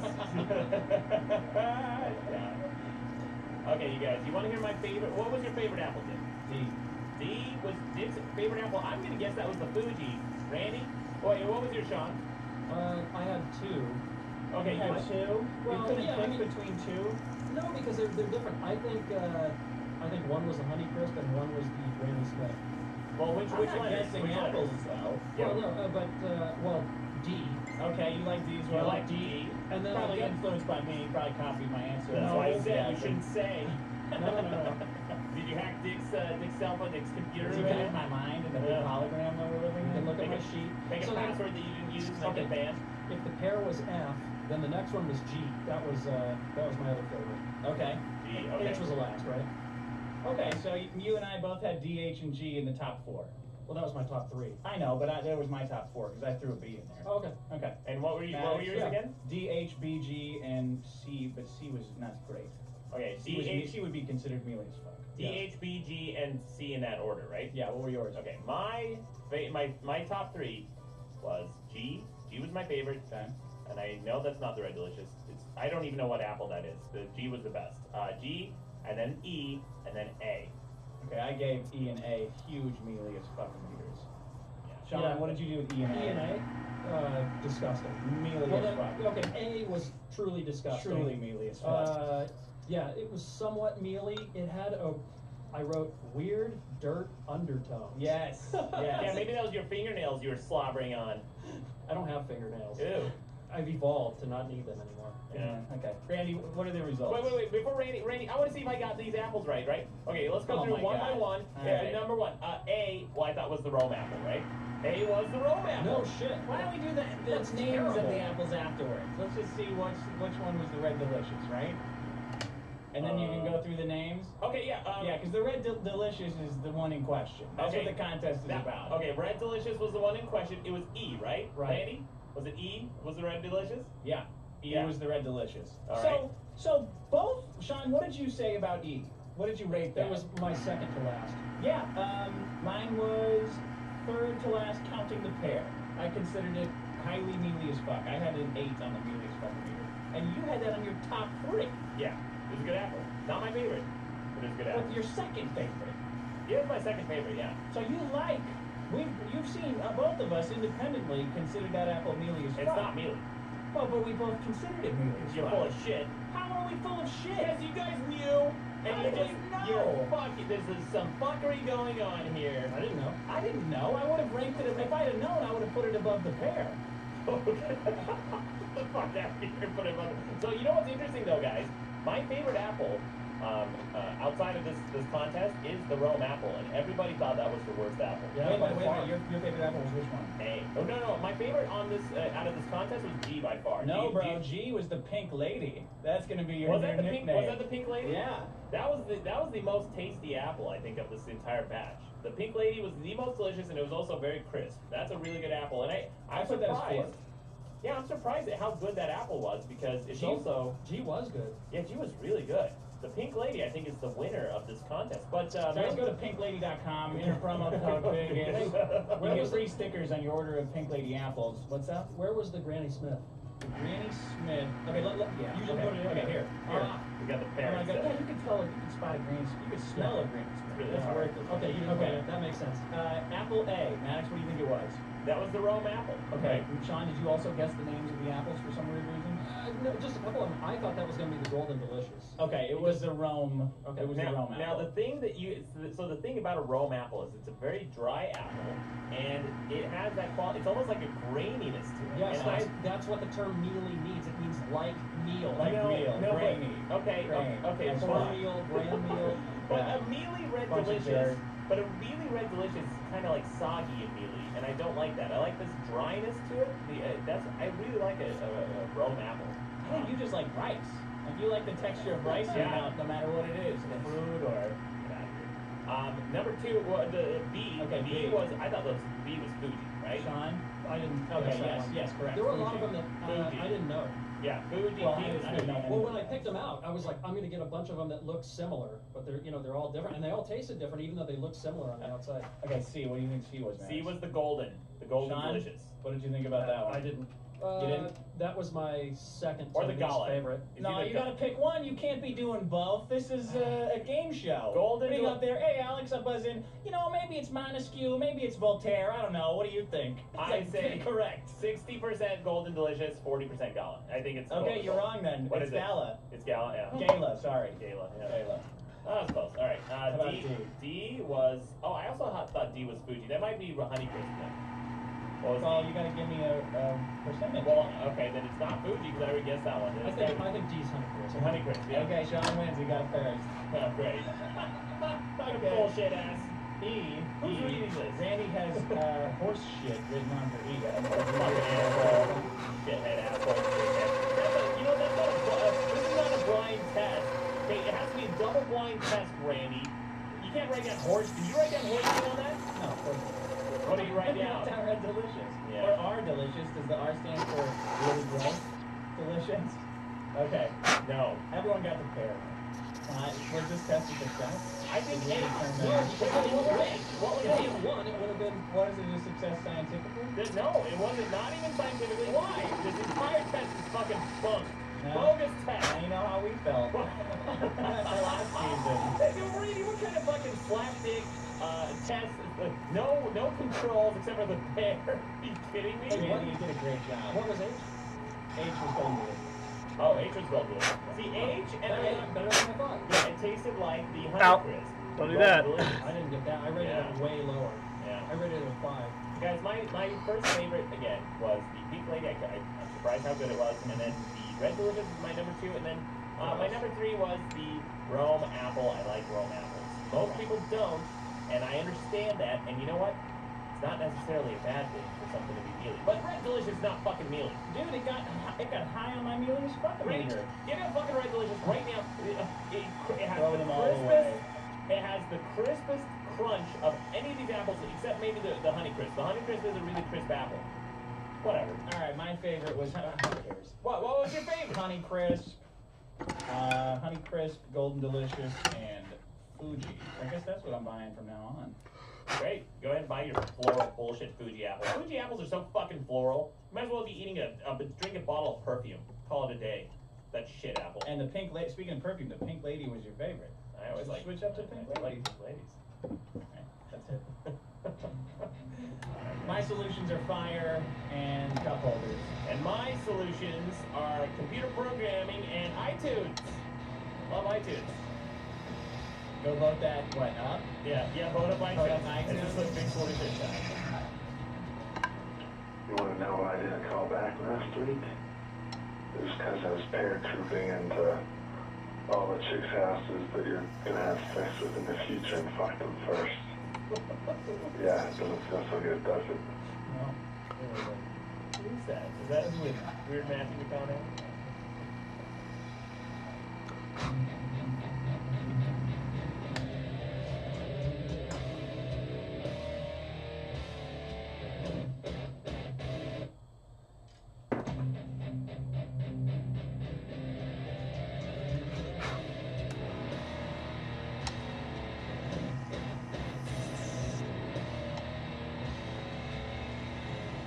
Welcome to The Biggest Solution in the Universe, the show where we discuss every solution in the universe from free thinkers to day drinkers.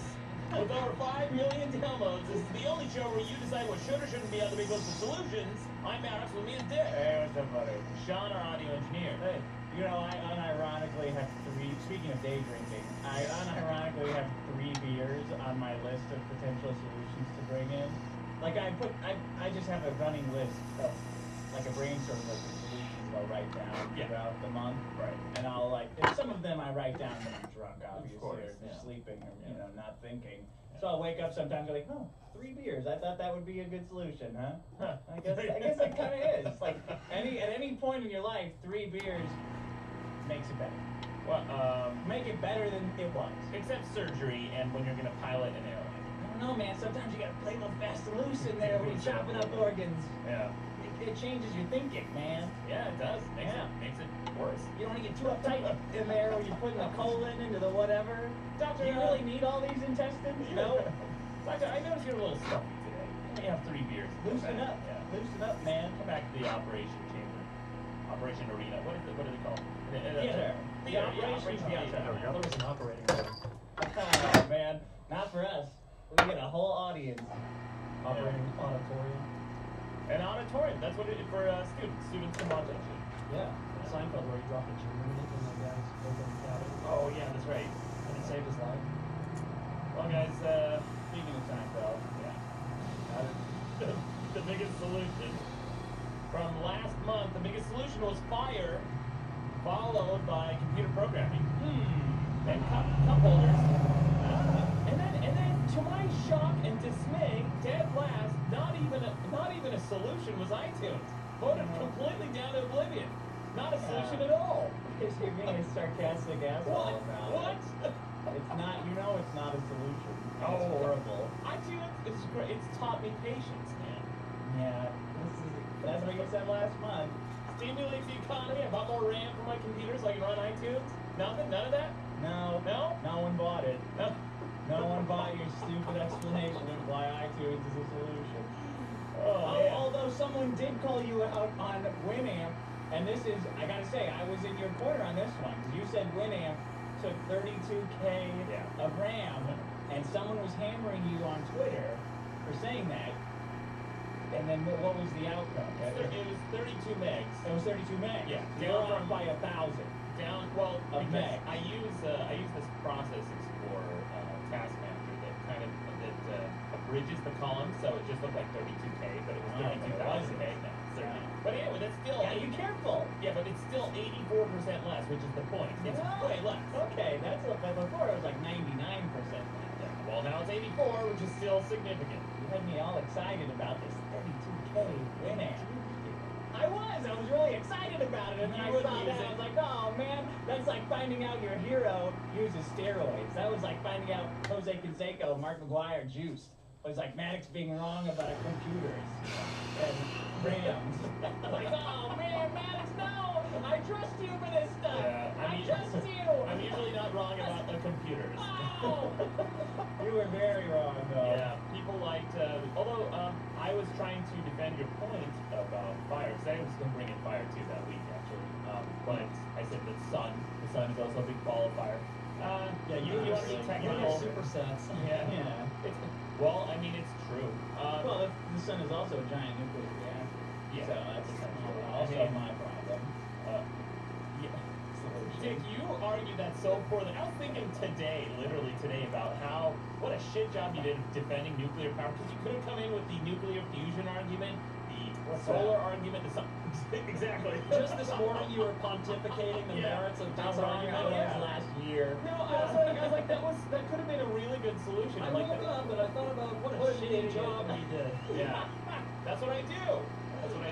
Yeah, but wasn't the stuff I brought in about like how many nuclear reactors the world would need to run interesting? That there'd be like one meltdown a month, and we'd need 15,000 of them, and we'd use like all uranium on Earth in like 2 months. That was interesting. Sure, I'll give you that. That was interesting. There you go. Bravo. Dick, I got a comment. So, a couple months ago, for a bonus episode, I brought in 3D printing as the solution. And I made all these cases for it. You shat all over it with, you said essentially, 3D printers can't do anything a CNC machine can't do, which is like, first of all, super dorky, and second, CNC machines do jack shit compared to 3D printers, okay? CNC machines are like the old Model T. 3D printers are like the Teslas, baby. All electric, Okay. invincible, highest consumer report rating, that's a 3D printer. I got a package, actually, in the mail. I got a package from Chris Mate. He says, hello, Maddox. My name is Chris from El Paso. After listening to your episode on 3D printing, I noticed some things were left out which are very important in 3D printing. While Maddox was correct about most of the things he mentioned on 3D printing, he left out a few things that make 3D printing a big deal. I sent you some simple things that were 3D printed just to give you guys an idea of some of the advantages of 3D printing. He sent me this package here. It's full of really cool gadgets and contraptions and things, and I'm gonna pull some of these up.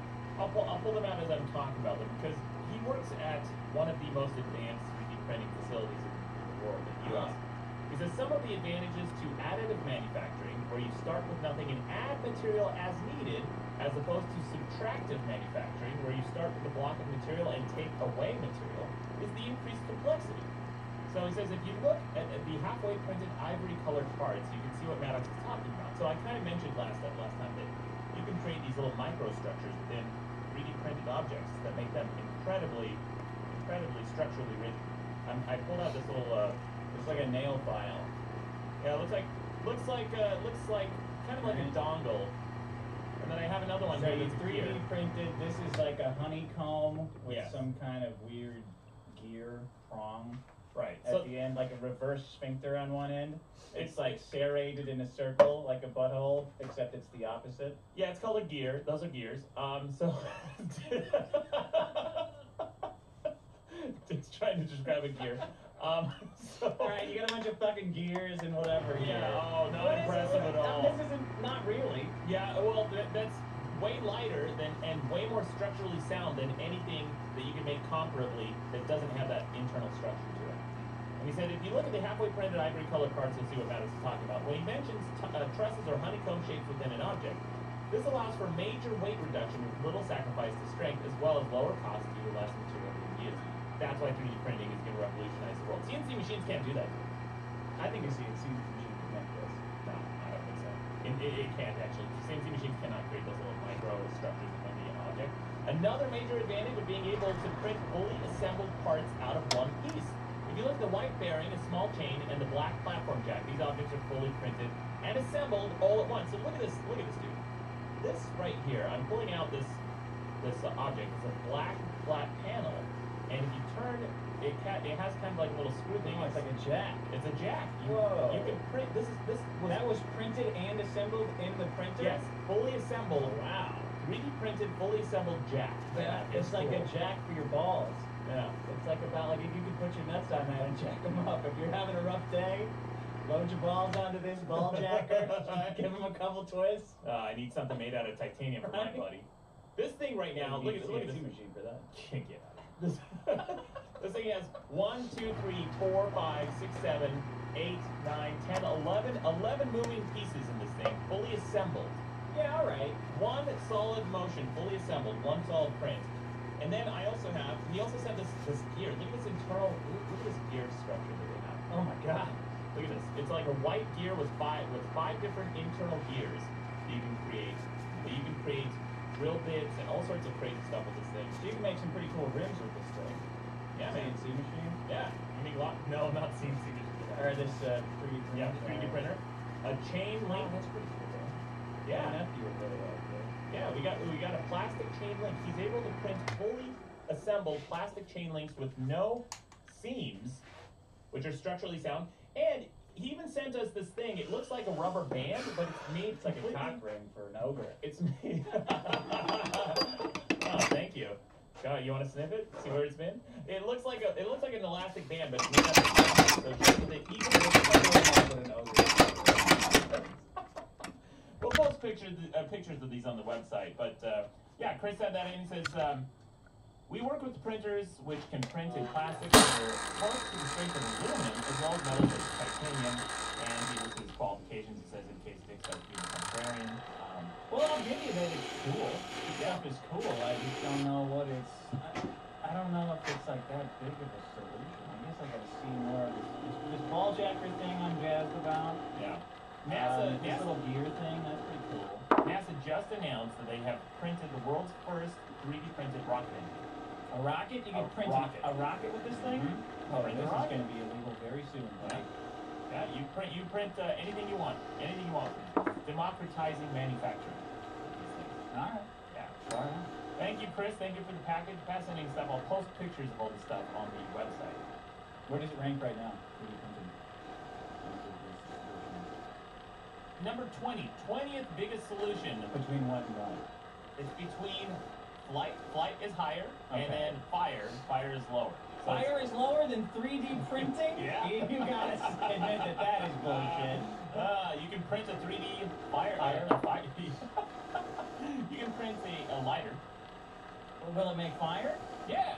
Okay. Well, Yeah. Superset then. Yeah, superset. All right. You got any more comments?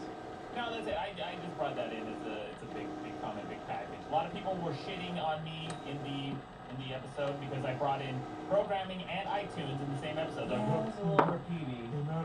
No, it's not that it's repeating. They were saying that programming leads to iTunes. I'm like, well, for programming, yeah. All right. I guess. They were also shitting on you for your horrible taste. No. Weren't they? Okay. Weren't they? We've had a month to think about it. We've all had a month to digest the Apple taste off. Did we learn anything? Yeah. Did any of us reconsider our retarded opinions on apples? Well, in that month? I have a new favorite apple. It's the Pink Lady. The Pink Lady is a delicious apple. Okay. And you know what? The Red Delicious was never my favorite. I just said that the criticism it received was unfair and unearned. Okay. Unjust. And that was the bet. That if you were wrong in that, you would have to right? You would have to read an apology. Yeah. On the air. Yeah. A 250-word apology written by me.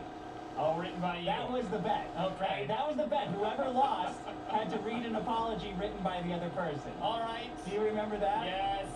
And you elected to write your own apology. Yeah, I did write my own apology.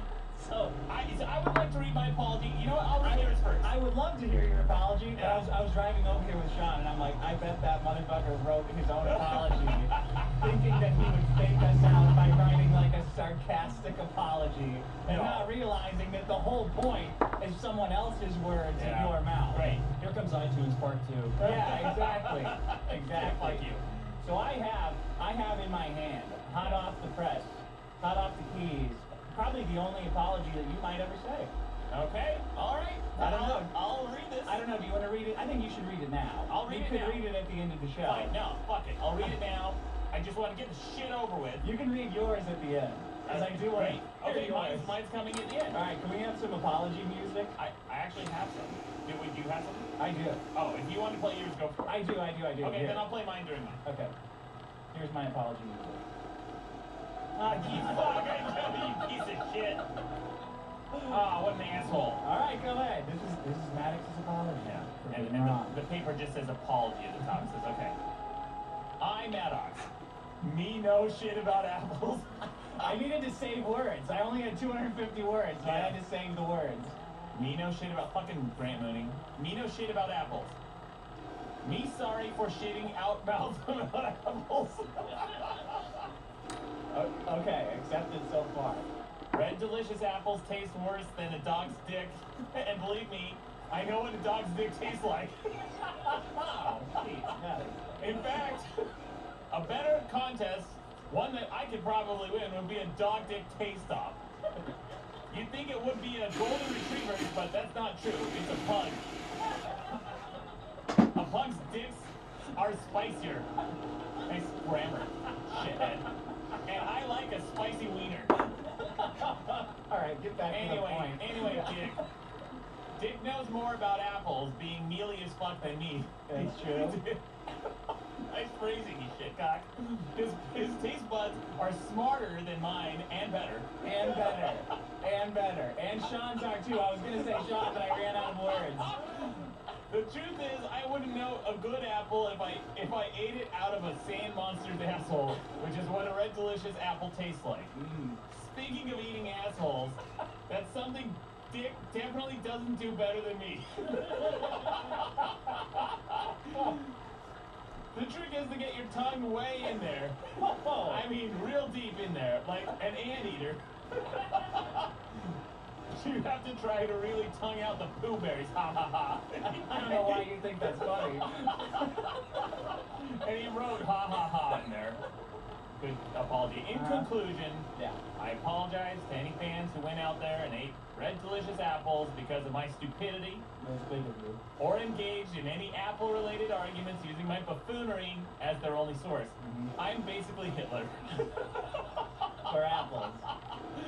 It doesn't say for apples, Dick. Just says, okay. It was not my intent to deceive. I just have gross taste in apples because I've blown out my taste buds on hot sauce and buttholes. Yours in Christ, Maddox, the guy who doesn't know shit about which apples are mealy. Fuck you, Dick. Fuck your shitty apology. That's a shit apology. That's a bullshit. great apology. I didn't write that. I didn't write a single word of that. I want it to be clear. Let the record state that I didn't write that. You weren't supposed to write any of it. Good. Good. That's a shit apology. Apology accepted. I got my apology at the end of the show. All right. I can't wait. Well, now that those shenanigans are out of the way, we can move on To some solutions. to some solutions. I got the real biggest solution in the universe, Dick. Okay. Real big one. Okay. Next to critical thinking, because that's number one. This should be number one. All right. Math. Oh! Yeah. Math. Math is the biggest solution in the universe. I got a quote here. It says, math is the backbone of the universe. That's a quote from my dad.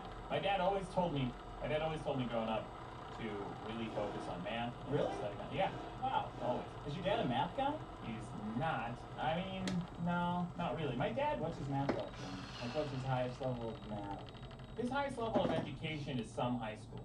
Okay. So my dad doesn't have a very rich educated background, but he's always been interested in numbers and calculating and measuring things. He's a very competent builder and a welder and an architect. That's a shitload of measuring and Yeah. math and a certain type of math, I guess. Like, what would that be? Geometry, algebra kind of stuff?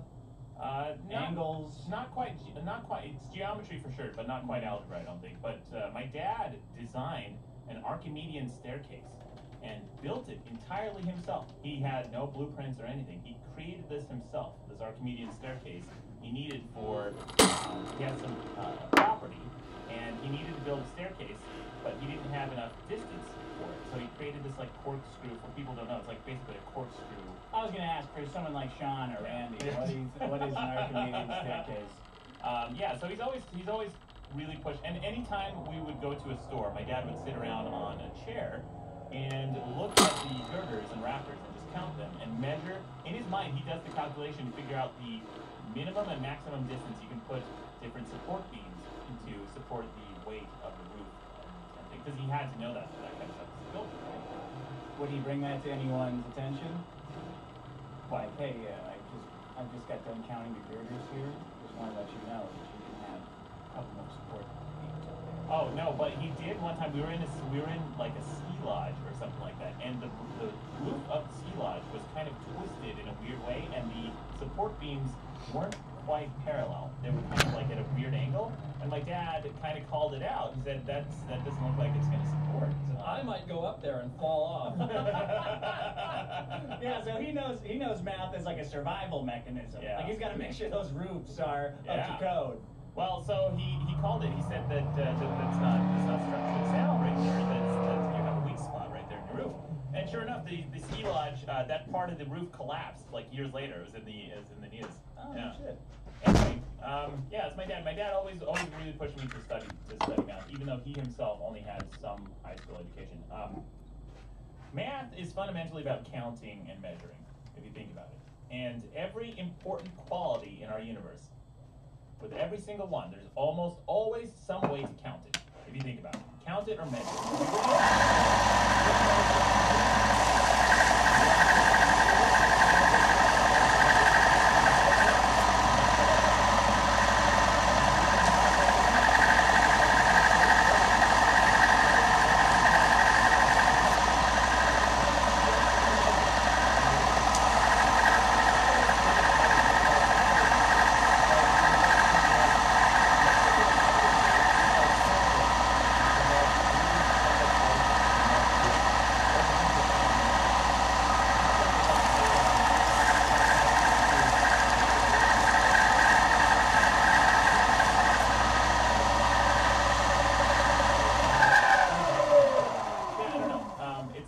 To measure any of that stuff.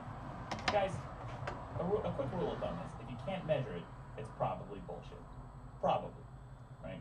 There's no evidence for it. Well, you know what sucks is that it works. What works? Right? That some medical treatments.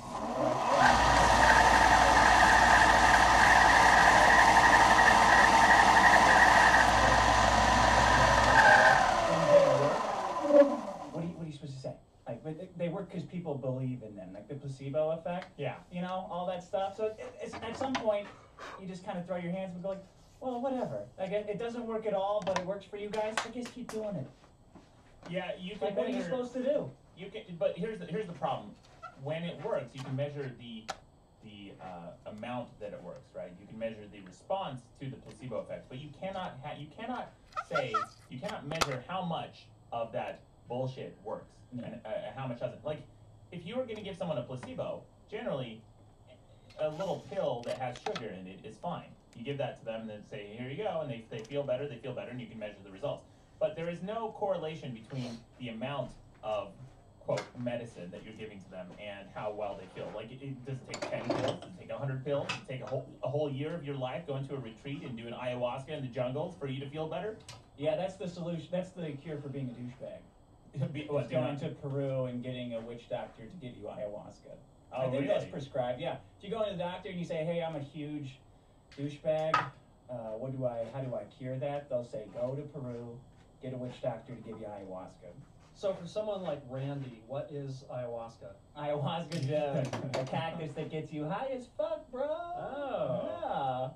Yeah, people use it as a religious. I have a friend who did that, and it wasn't the ayahuasca thing. It's something where they get some frog venom and put it in your butt, and That sounds about right. yeah, and it makes you violently ill for like 3 days. It comes out both ends. You're throwing up. You have diarrhea.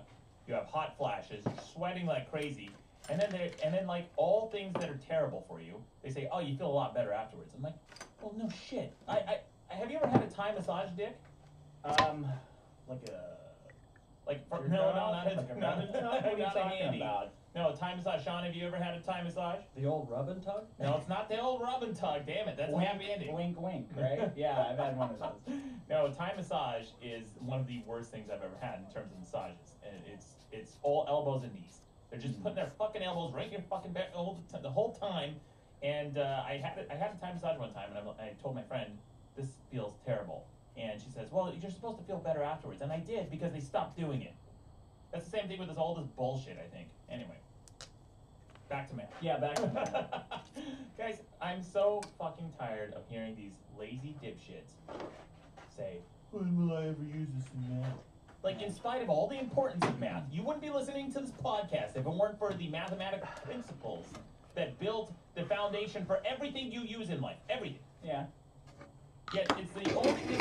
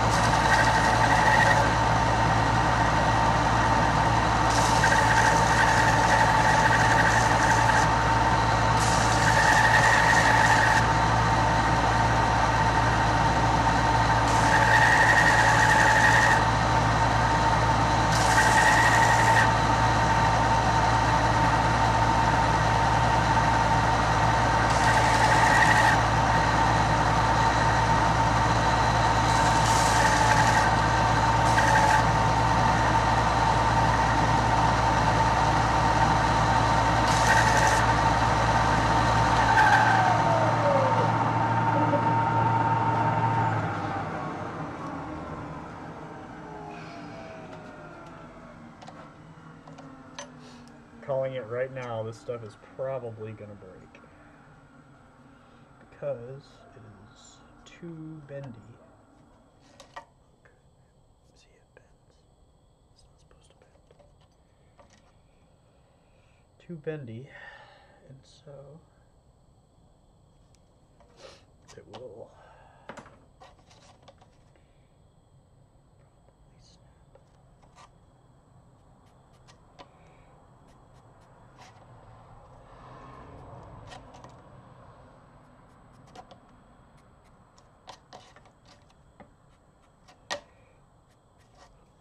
There. We'll make them pointy like a snake. Snakes are pointy.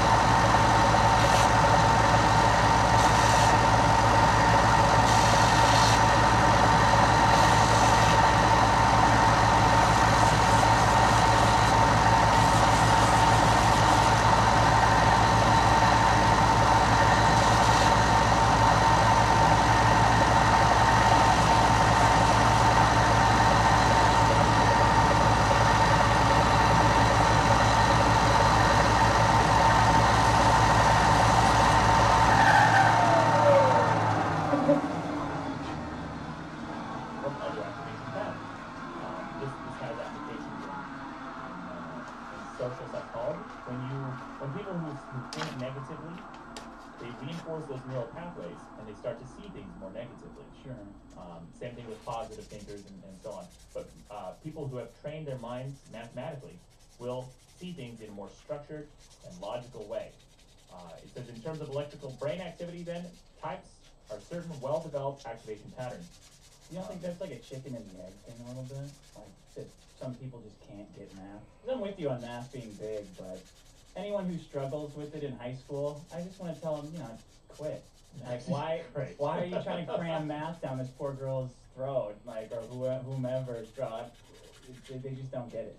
It's okay as long as they realize that there is a class of people that are better at math than them, and that if anything logical or mathematical comes up, to just back away and keep your mouth shut. Like that's all you got to teach them about math. This exists. You don't get it, so don't think about it. Don't get involved in it. But otherwise, like, why are you trying to cram a stupid peg into a math hole? Yeah. Right? Dick, I think that the problem with mathematical teaching is the entire approach. I'm so glad that they have kind of started to change that with Common Core, but the way that they teach math in school is asinine. They're teaching people all of the application, right? They're teaching you formulas. They're teaching you ways to solve problems, but not why those problems exist. Look, guys, math doesn't exist because people were fucking bored and they wanted to create problems for us, okay? Math exists because people had to solve real problems, real practical problems. One of the most interesting lectures I ever had in college was in a class called The History of Math. And my professor talked to us about the square root of 2. And that seems like such a dry and boring subject, but it was one of the most fascinating lectures. He talked about how the square root of 2 was, like, almost every ancient civilization came up with their own way of solving the square root of 2 because it's the way they had to figure out how much to charge customers for carpet. Yeah. Right? And I think that the word square root came from carpenters who had to measure using a square. They had to, so if someone wanted some carpet and it didn't quite come up to the exact amount that was in square feet, they had to cut it in half or whatever. Yeah. Are you sure? Mm-hmm. Like fabric, like textile. Fabric. All right. So you can even, there's this ancient, I think it's which culture uses cuneiform? What ancient civilization uses cuneiform? Arabs. No, it's older than that. It's Babylonian. Yeah, at Babylonian. I think it's a Babylonian tablet that they have in cuneiform that shows basically Cartesian grid, and they were solving the square root of 2 without using any calculators. They figured it out up to 6 digits of precision. Super fascinating stuff how they solved this. And now the Pythagoreans came along. The Pythagoreans get all the credit for the square root of 2. So let me say this to you in a way that you can relate to. Okay. When I have 2 beers, if I have one beer that's 5 gallons and one beer that's 3 gallons, how do I get 8 gallons? No. Go ahead. No. When I have a girl, I'm not really saying she's trying to lose weight, and she's just stuffing her gob with yogurt. She's like, I'm gonna lose weight. How fast can you run away? Yeah. That's the real problem. So this girl's stuffing her gullet with yogurt, thinking she's gonna lose weight. And then she's like running every day. Oh, I'm gonna run. Like, okay, alright. 2 miles probably. Yeah. Good job. And I tell her that she should do some resistance training and lift some weights to grow her muscle. Because when you grow that muscle and you do it long enough, you have the muscle constantly burning calories. Muscles are furnaces for calories. And you can eat more, and you don't have to worry about as much, your diet as much. If you are lean, you have a lot of lean muscle, right? Yeah. So every girl I'm not gonna make her work out though. No. Nothing will make her work out. Put her in a concentration camp, she won't work out. Yeah. I mean, put her in like under an extreme setting. Nothing will make somebody who doesn't work out. An extreme concentration camp, not like one of those regular ones. No. Yeah, so when you work out your mind in the exact same way, you reinforce those neural pathways, you're able to more easily and readily solve problems in your life. And there's some evidence from Scientific American that says the unconscious brain can math. In a series of experiments at Hebrew University in Jerusalem, more than 300 students participated in an unconsciously exposed words and equation experiment. And the research technique is known as continuous flash suppression. So they flash different words and equations. And you see if you were able to subconsciously solve these problems. The researchers subliminally exposed the participants to three Hebrew equations such as 9 minus 3 minus 4 thirds. Yeah, for 2 seconds or less.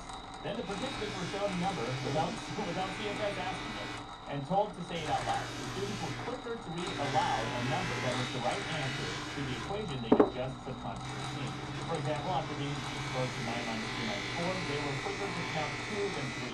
It suggested they subconsciously worked out problems and had the answers clear. We are wired to do that. And then I looked into it even more. It's so fascinating. There's this book called The Math Book, From Pythagoras to the 57th Dimension. We found that even animals can do some simple math. Wait, I have one of these. I read that shoppers can do like 25% off sales. If you phrase a math question in terms of like a sale, like it's 40% off, they can easily do it. But if you say what's 60% of this or what's 40% of like this number, they're like, I don't know. Yeah, they'll just throw their hands up the wrong way. But if you show it to them in terms of a sale, you're like, oh, boom, that's $16.99. Yeah, I know that. Yeah. Huh. Well, you read that in the study. I read that somewhere. Yeah. Okay. Obviously. I'm sure that I read it somewhere. Yeah. Okay. Yeah, it sounds like you read it. It's like what you're saying. Yeah, no, I agree. It's good. Nailed it. Good job, Dick. Even animals can do some simple math and counting. According to this book, the Math Book, it says rats have been shown to count by performing an activity the correct number of times in exchange for a reward. Chimpanzees can press numbers on a computer that match numbers of bananas in a box. This researcher, Tetsuro Matsuzawa, from the Primate Research Institute of Kyoto University in Japan, taught a chimpanzee to identify numbers from 1 to 6 by pressing the appropriate computer key when she was shown a certain number of objects on the screen. So monkeys, who I think are still a problem, but still, they are able to... Even they know that math is good. Yeah, even they know. Okay. Even the dumbass, stupid, dipshit monkeys know how important math is. And this is super fascinating. I found there's even evidence to suggest that ants can do some basic form of counting. Ants. Check out this research. This is crazy. This blew my mind when I read this. By manipulating the legs of ants, so some researchers took some ants and they gave them longer and shorter legs by adding mini. Okay. They added mini stilts to these ants. They added stilts. How'd they give them shorter legs? I wonder. Oh yeah, I don't know. Oh no, I read that wrong. They're not giving them shorter legs. They're giving them shorter strides. Okay. So longer and shorter strides. Okay. German and Swiss researchers discovered that ants count steps to judge distance. For example, after ants had reached their destination, the legs were lengthened by adding stilts or shortened by partial amputation. Oh, I guess they did. They did cut off their legs. Cool. And some were burned with a magnifying glass for science. The researchers then returned the ants so that the ants could start on their journey back to the nest. Ants with stilts traveled too far and passed the nest's entrance, while those with the amputated legs did not reach it. Because they counted and then they weren't there. They're like, yeah, fuck it.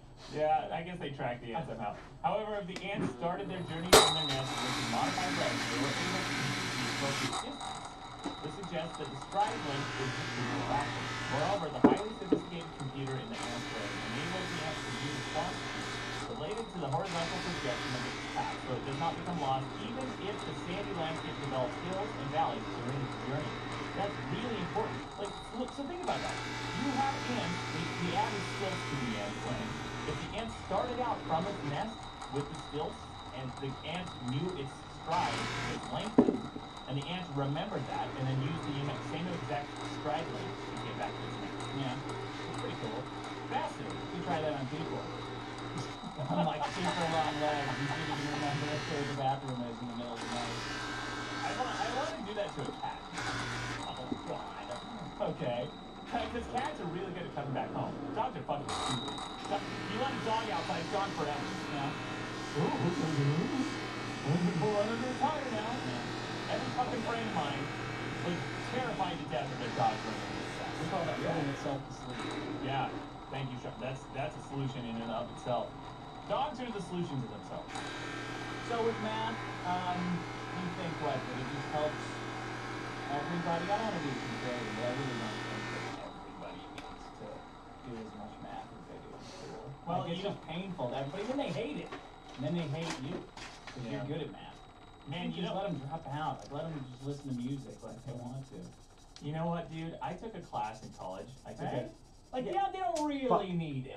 Music. But most people don't really need math. Dick, Most people. Dick, everyone needs math because it creates those neural pathways that make you not a moron. Ooh, I don't know about that. Yeah.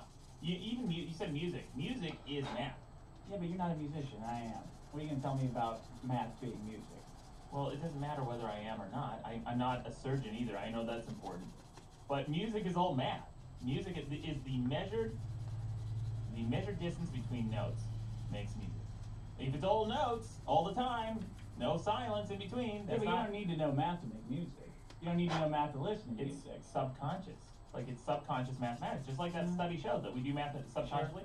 But here's the problem. I took a class in college called number theory. It's a huge branch of mathematics. But that is this the whole teaching time? you Damn it. About math in a way that they don't teach you at school.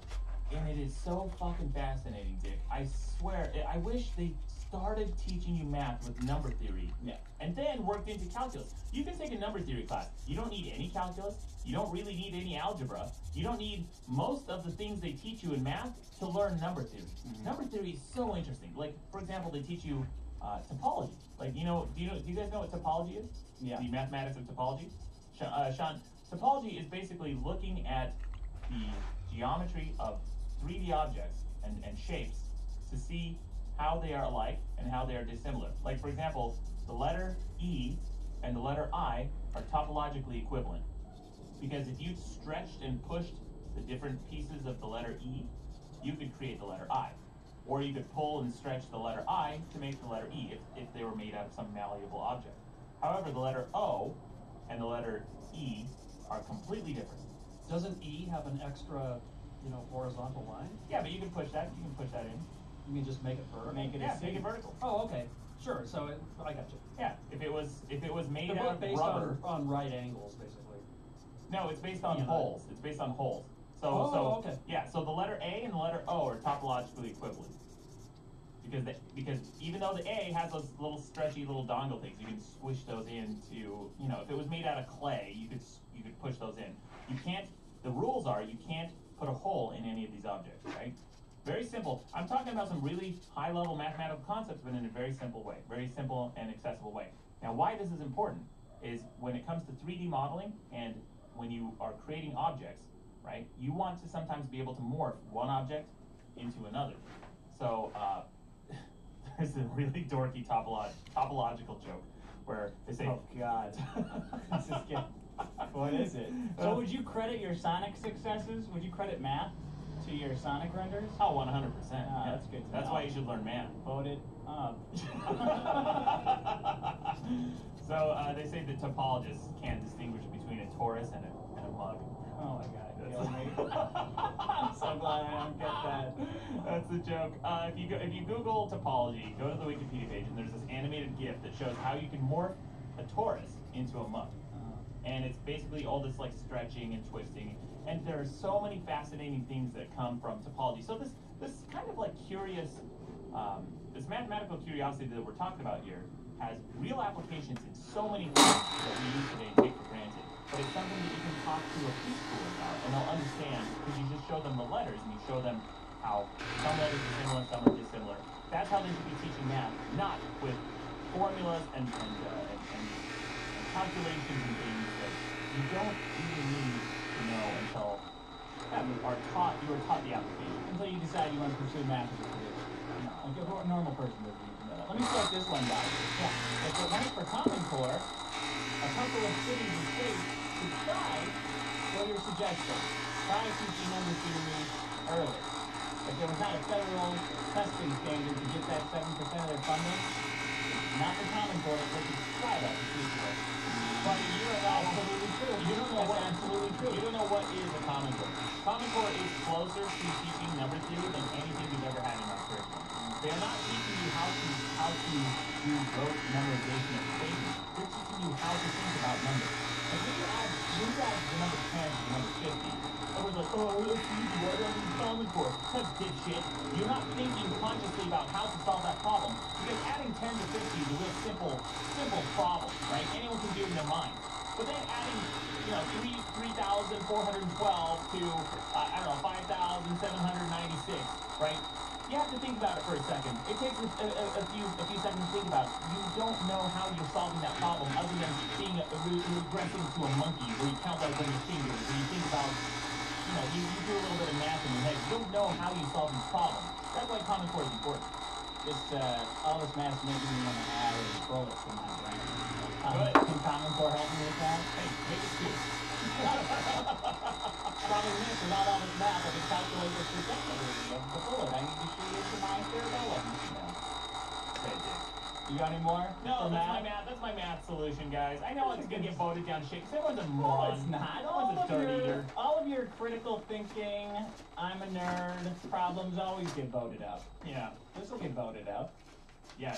It's no cup holders, but math No. is important. You have to measure. You have to measure cup holders. You have to measure to make No, cup it should be holders. one size fits all. You shouldn't have to measure with your cup Size. holders. One size fits all. Size is measurement. Math is just one size. You don't have a choice. One size. Whatever size it is, it goes in the cup holder.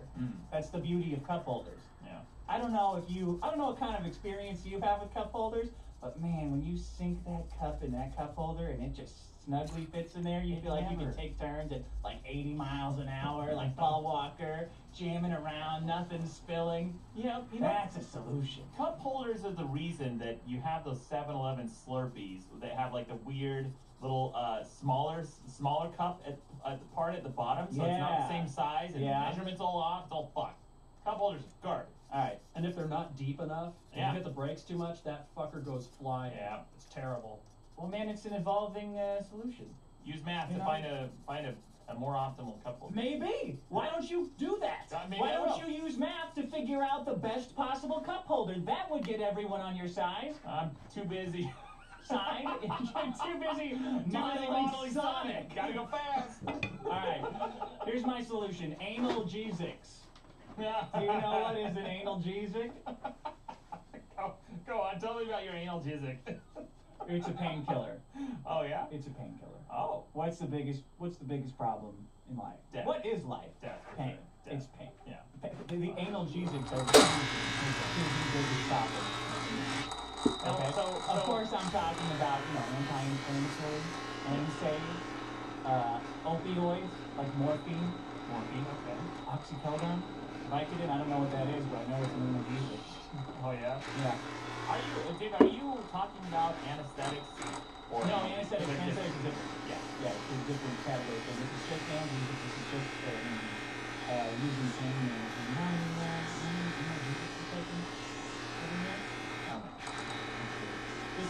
This is just in Britain. Well, the average person. Guess how many analgesics the average person takes in Britain? But like paracetamol. This is their version of ibuprofen. Oh, ibuprofen counts for an analgesic? Oh, it's the biggest. I was just gonna bring in ibuprofen, especially after New Year. Yeah. But I decided to bring analgesics instead because it's a super thing. I knew you would fuck me like that. Well,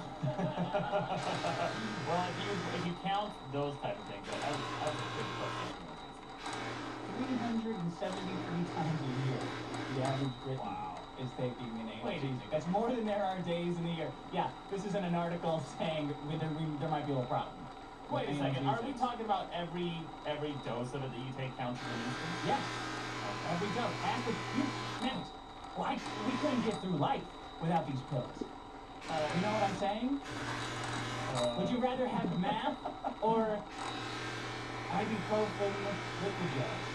Ibuprofen liquid gels, 100%. Math Are is you the going to best drug. out-math the hangover? Yeah. You're going to get out your protractor and your numerology theory textbook and your Common Core and cure your headache? No. Dick when I feel a headache coming on, I do some temperature calculations. That's a point. I bet you're sick. These pills make life possible. Okay, they didn't have them. They didn't have them before like the 1800s, and everyone was a total asshole to each other all the time. It's true. Probably because they all had headaches and were in pain and didn't have Vicodin. Getting your bones hacked off in the Civil War. You ever heard of a bone saw? Bite down on this bullet so I can chop off your leg. Yeah. How about some morphine? Yeah. You know? Yeah. How about some morphine? Your solution, euthanasia. Yeah. How do they do that? Morphine. Do they? There's a number of different ways to do that. I'm only talking about the one in this instance. Yeah, okay. About 60% of people improve if we give an NSAID. NSAID, right? NSAID. What does it stand for? I don't know. Non-steroidal anti-inflammatory drug. Anti-inflammatory drug. A lot of pain is caused by inflammation. Whatever. So if you have arthritis, you need to start taking. Some people take anti-inflammatory. So what The first step is always. But that article you brought in, Jake, about the number of people who take analgesics That's correct. in the UK. Yeah. It sounds like they were talking about it in terms of it being a problem. Now I know that this has a very distinct solution for people who are stuck on the this stuff. But what about the flip side where people get addicted to it? That's also a solution. Like, what's addiction but just enough of a good thing? Like, who's to really say that life is better without addiction? Who can really say that? Addicts with crippled lives. I mean, I don't know. Have they said afterwards, like, my life was better after I kicked this addiction? There's no control for that experiment. Of course like, there is. maybe a year of heroin would have been better than 50 years of heroin free. We don't know that. Yeah, we do, because their lives are ruined. Have you ever met anyone who's been addicted to painkillers? Yeah. It's not pretty, right? Well, as a guy, so I don't want to comment on his looks. I mean, I'm not gay. I don't. The state of his life is not. People who are addicted to painkillers. It's pretty tragic. I saw a buddy of mine. His brother was addicted to painkillers and wrecked his life, man. He couldn't stay in school. He couldn't get a job. He couldn't keep a job. He kept getting good, like, mechanic jobs and things like that, but he couldn't stick with it. And then eventually, I think he ended up in jail or something because you can't get enough money for your fix. I mean, come on, that's not the analgesics fault, is it? That's the guy's fault. Analgesics don't wreck lives. People wreck People lives. wreck their own lives. Okay. People regularly consuming ibuprofen were reported to have 38% lower risk of Parkinson's. How about that? That's interesting. That's pretty good. Oh. Yeah. I will say this: they did that study a while back that they found that Bayer is the original aspirin, right? Yeah. Bayer, people who took Bayer regularly did have a lower instance. It did lower your odds of getting some kind of heart disease. Well, Heart and attacks. heart attacks, Heart it attacks, thins your blood a little bit. Yeah. You know that 99% of the world's supply of Vicodin is consumed by the United States? Wow, really? Yeah. Holy cow! I wonder. I don't know if you have this statistic, but I wonder how much of that is prescribed and needed versus recreationally. Well, it's a lot harder to get recreationally now. Because they scheduled it as a class 1 drug, so there's no more refills on it, and you can't get an excess. It used to be if you got Vicodin, you could just get 40 pills. Yeah. And you could take it for 2 weeks. You shit a football, and you're like, all right, I don't need to take the last 40 pills. And if a pharmacy, I believe they do it now by yearly supplies. Like if a pharmacy, if they order their maximum quantity because they're giving out a lot of prescriptions, or they're filling a lot of prescriptions, I should say, they don't get any more. So you don't get scheduled.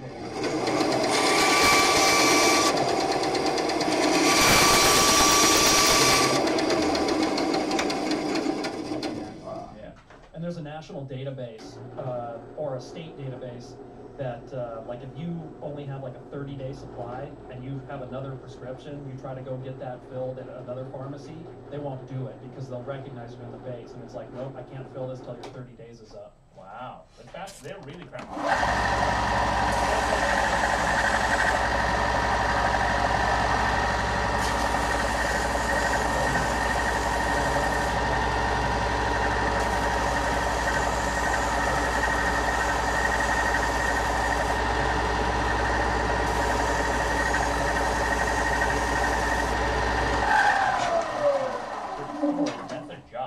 go from store to store in different states, buying this stuff and selling it on the black market, so they can create meth. It's really fascinating.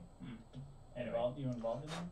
Oh, Like no. a little side cash? Buying No. some- Gotta go fast. Morphine, and these are all naturally occurring things that the government's trying to take away from us, by the way. Vicodin, perfectly natural chemical that God put here for us to use.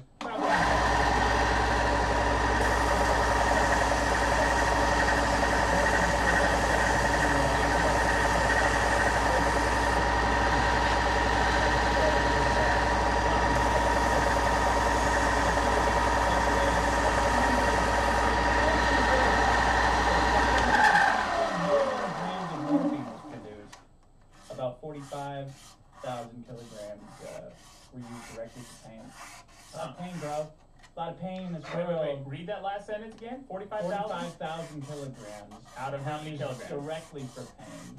Out of about 10%. Out of 523,000. Out of 523,000, only 10%.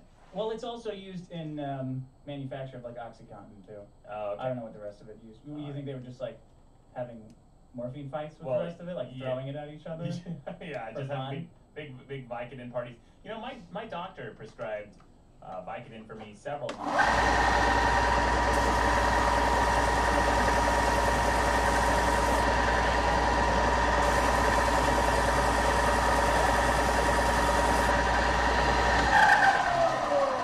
I can't focus, I can't concentrate, I can't get work done. So unless I absolutely need it, will not take any kind of painkillers. Any kind of painkillers? No. Even Ibuprofen. like Advil? No, I try not to. Ibuprofen I started taking recently because I get ocular migraines, which hit me like a fucking brick, and they will knock me on my ass. Also, I go temporarily blind, which is terrifying. So for that reason and that reason alone, I do take ibuprofen sometimes, but I can usually remedy that with more sleep. I don't like to take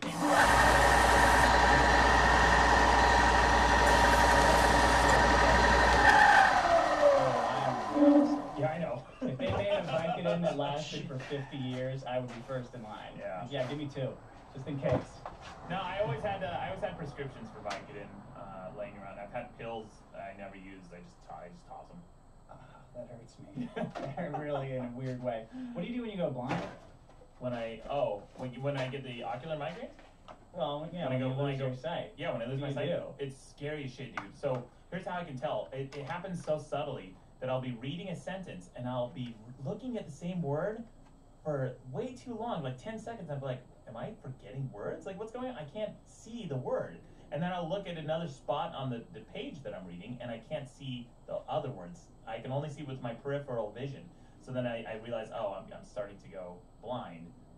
And it's scary as shit. The first few times it happened, I had no fucking idea what was going on. I start freaking out. Yeah. What do you do? Like lock the doors and like shut down all your computers and go to bed? Yeah, pretty much. I just have to lay down, and that helps. I was doing in an improv scene one time, and I started going blind, and I couldn't read the facial emotions of my scene partner, and it was terrifying. You can't do things you take for granted. Yeah, you just have to for me, it helps to just lay down for a while. About 30-45 minutes will help. But I don't feel the pain at that time. When I start to go blind, I know to take an ibuprofen because the pain's going to come. Yeah. Do you take anything with caffeine? Yes, and I heard caffeine makes it worse. No, caffeine's Caffeine supposed to make it better. Really? Yeah.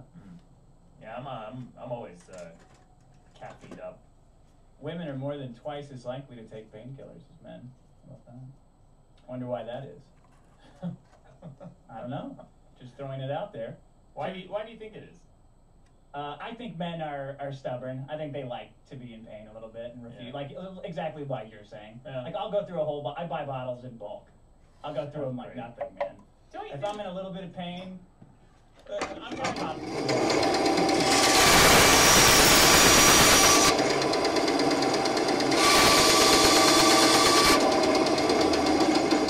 I was actually going to bring this in. I'm going to bring it in as a solution at some point. But essentially, it's asceticism, self-denial. Do you think that there's any virtue to that?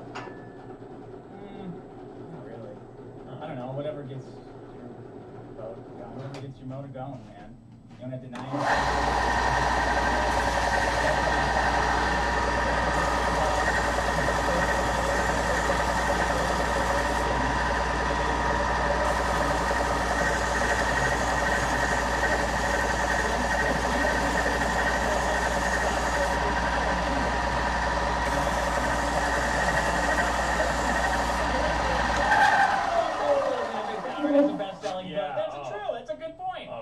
Great ride. One of our greatest riders. It's big. It's good. It's number one. It's the best.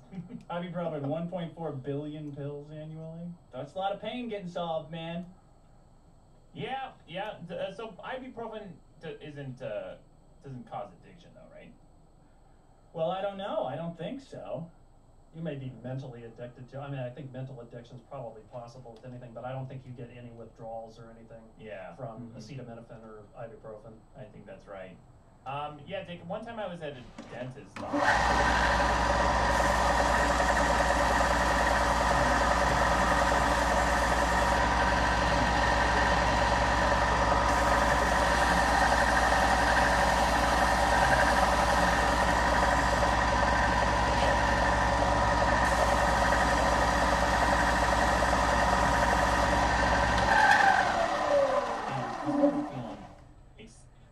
Excruciating pain like I've never felt before. Like I felt everything, this full surgery being done on me, and I was in such agonizing pain that I started getting a little bit delirious, and then I started thinking about what pain is. And I was sitting in that dentist chair, and I thought, well, pain is just, I guess, kind of an emotion, and I can ignore it if I want. Oh God, okay. And so I talked myself into ignoring that pain. Yeah. And I just sat there getting operated on, and it was a really weird experience. It was very I don't know, euphoric afterwards. I felt euphoric. Well, a lot of people get like piercings for that euphoria. It's the endorphins. Yeah. Huh. Like they'll go subject themselves to pain. Yeah. That last year at Burning Man we camped next to a BDSM dungeon, and there was chicks in there getting whipped and flogged and screaming out in pain all day. Yeah. You might want to check it out. Maybe you need to get a gimp suit on and get your penis slapped around a little bit to get what you're looking for. That's the start. A dentist is a gateway drug. Man, I'll tell you, I fucking hate dentists who don't believe you. Like when you're in the chair and they're drilling in your teeth, and you're like, hey, give me a little bit more Novocaine there because I feel it. I had this dentist, this fat bitch, who was drilling into my tooth, like simple cavity, and I'm like, no, you missed the nerve. Give it another squirt. Yeah. Try again. After like 3, she's like, I just think it's in your head. Yeah. I'm like, well, my dick's gonna be in your head unless I get another shot of Novocaine. I'll sit here all day until you get it right. I'm not paying to be in pain. So do it again. Do it again. Let me go back to her. An illustration of contrast, Dick. You should look into. You know what? I've got enough pain. I don't need I got metal plates in my face. I don't need any more. I don't need any more pain. You're like RoboCop. Yeah. Schedule 2, by the way. Vicodin is Schedule 2, not Schedule 1.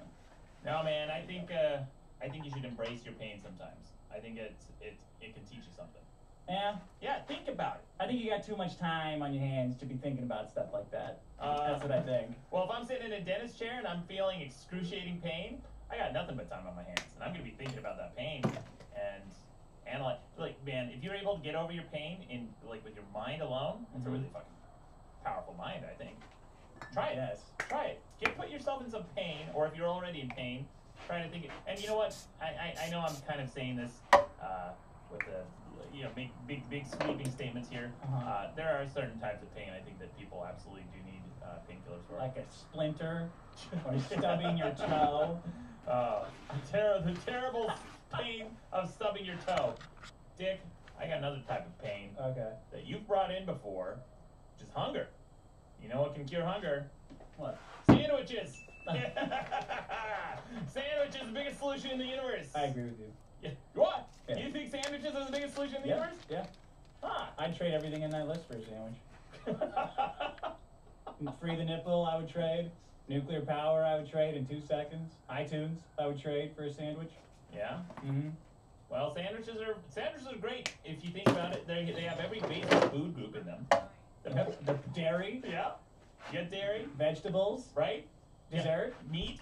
meat, You got fats, sugars. that's sugar, Yeah. alright. You can add fruit to your sandwiches if you want. Oh, wow, really? Have you ever had a green apple slaw on a pulled pork sandwich, buddy? Mhm. Yeah. Mm-hmm. It's a good sandwich. That's a good sandwich. Dude. Every element of the food pyramid. They're perfect food. They're portable. They're delicious. They're filling, and there's infinite variety of sandwiches. It's true.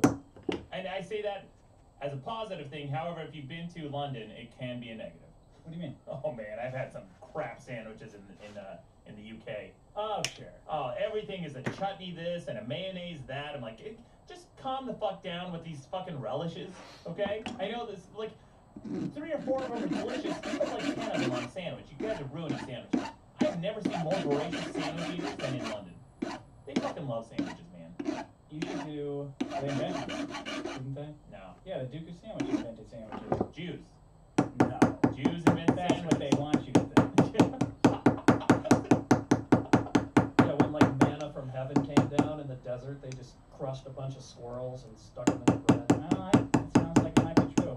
Jews invented sandwiches according to what'scookingAmerica.net/history/sandwichhistory.htm. The first century BC, the first recorded sandwich was by the famous Rabbi Hillel, the elder who lived during the first century. He started the Passover custom of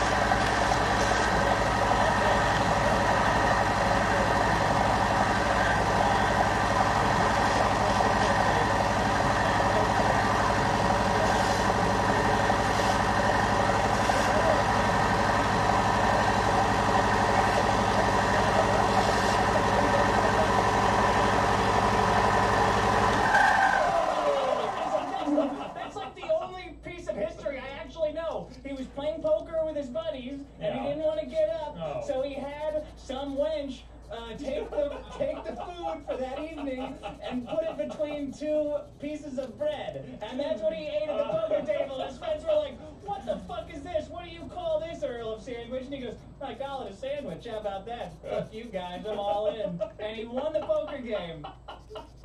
Sounds like you watched an episode of Mansers or This is true. This is true. I'm The not Man letting you Show. steal it from the Earl of Sandwich. Jews.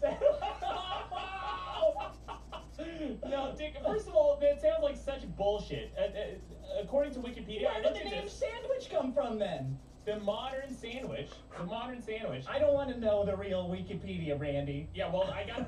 I'm right. I know I'm right. I don't need a computer to tell me I'm right Right. about sandwiches. That's my passion in life is sandwiches. I eat 2 every day to help keep me strong. Okay, Dick. He's Well, right?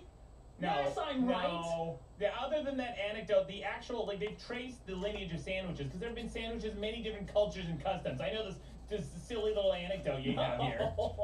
This is from Wikipedia, the history of sandwiches. It says, the immediate culinary precursor with a direct connection to the English sandwich was to be found in the Netherlands of the 17th century. In taverns, beef hung from the rafters, which they cut into thin slices, and they ate it with bread and butter, laying the slices upon the butter. That sounds like a sandwich. Laying the slices on the butter? Yeah, on that's the too- buttered bread, yeah. Much work. Sandwich has to be convenient. You It gotta be is able to convenient. hold it. So It's it's like like 3 things. it was like an open-faced sandwich. That's No, an they- open-faced sandwich. It was Thank not. you, They Sean. cut into thin slice and ate it with bread and butter. That was the first sandwich. Well, that sounds like it's just stacked. It doesn't sound like there's bread on top. It doesn't have another to. fucking box Doesn't- argument. you- A sandwich, a a sandwich has to have 2 pieces no, of it bread. doesn't. Yes, it does. It What gets all about over a your club hands. sandwich? Three pieces of bread, dickhead. A club sandwich, Big Macs? Minimum of 2 pieces of bread. That's the sandwich. To keep your hands clean. Yes. No, It's so it's you can not. play poker while you're eating it. Ow. Wrong. There are pulled pork sandwiches, Cubans, paninis, Yes. Subways. All invented by the Jews. I'll give you some Portugal. Steak sandwiches, and even sandwiches for breakfast called breakfast sandwiches. Oh. Have you heard? Tell me more about those. Yeah, breakfast sandwiches. You could have one in a croissant as well.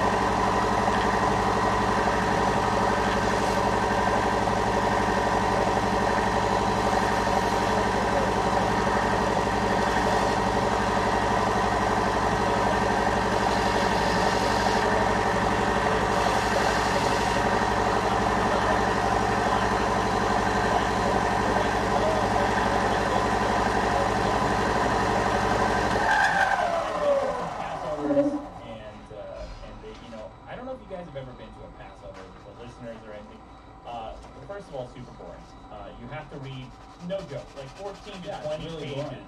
14 to 20 pages of suffering, and this, and you have to dab your finger in salt and stuff. You know, you get at the end of it, you get some brisket. That's cool.